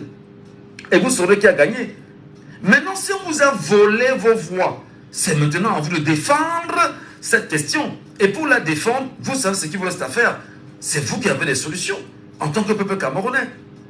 Donc on ne peut pas nous dire que il faut qu'on aille encore dire à Essoussé, c'est quoi le problème avec Essoussé? Non, c'est un faux débat. Parce que Essoussé connaît le problème. Et ce que le peuple attend, ce sont les solutions d'Éric Essoussé. Voilà. Je voudrais bien sûr finir avec ce voice de ce Camerounais qui nous donne son avis sur la question. Bonjour Djambo, je voudrais participer à l'émission. Je dirais pour ma part que pour que nos frères de la diaspora puissent contraindre les CAM de leur permettre de s'inscrire, il faudrait juste, n'est-ce pas, les imposer une forte mobilisation auprès de chaque ambassade. Alors, au moins, eux, ils ont la liberté de le faire là-bas. Ils ne sont pas comme nous ici, que moindre chose, on va dire, on va vous traiter des terroristes et consorts. Ils doivent le faire, les obliger à tous les moyens, n'est-ce pas, en occupant les ambassades presque une semaine. Je pense qu'en faisant comme ça, ils comprendront qu'ils sont sérieux et qu'ils sont déterminés. Parce que je me dis que s'ils ne le font pas vraiment, le temps ne fait que passer, ils n'entreront pas dans leur droit, quoi. Vous savez, les CAM le fait exprès, ils n'ont aucun intérêt à ce que ces gens de là-bas puissent s'inscrire parce qu'ils savent leur position. Ils savent qu'ils ne sont pas du tout avec le gouvernement en place et que la majorité qui sont là-bas sont partis avec un goût amer de ce pays et cette gouvernance qui les a même motivés d'y aller. Alors, ils savent bien que s'ils veulent s'inscrire, ce sera une façon pour eux de sanctionner le gouvernement en place. Donc, sans toutefois me répéter, ils doivent, n'est-ce pas, dans tous les pays où ils se trouvent, occuper les ambassades toute la journée, même au moins pour une semaine, les forcer, n'est-ce pas, à les écouter. Sans ça, vraiment, je ne pense pas qu'ils pourront entrer en possession de leur bien. Merci. Très bien. Merci infiniment pour votre réaction. Merci à vous, chers messieurs. Et puis, c'est terminé pour ce matin avec l'émission Laissons parler des gens. Et mesdames, messieurs, nous prenons rendez-vous avec vous demain lorsqu'il sera bien évidemment 9h sur la même antenne. Pendant 2 heures, oui, c'est important qu'on parle du Cameroun. Pendant 2 heures, c'est important qu'on construise. Pendant 2 heures, c'est important que l'on donne la parole. Pendant 2 heures, c'est important qu'on analyse. Pendant 2 heures, c'est important que l'on pense un Cameroun nouveau. N'oubliez pas, si vous ne faites pas la politique, si vous continuez à dire c'est les affaires des autres, on pense que vous avez toutes les cartes sous vos yeux maintenant. Ceux qui font la politique la font pour eux et non pour vous, tout en se servant de vous pour s'enrichir. Alors, vous devez vous lever aujourd'hui, chers messieurs et madame, apprendre à dire je m'intéresse aux questions politiques. Et pour le faire d'abord, je vais m'inscrire sur une liste électorale en tant que citoyen. Même si je n'ai pas la carte d'électeur, j'ai au moins le récépissé de la carte d'électeur. Et même avec le récépissé de la carte nationale d'identité, je peux me rendre dans un bureau et les CAM. Maintenant, je vous le dis, chaque jour, traquez les CAM, fouillez les CAM, sortez de vos maisons. Ce n'est pas en restant chez vous que les CAM viendront vous retrouver. Si vous ne faites pas la politique va vous faire. Et au pire des cas, elle va vous broyer.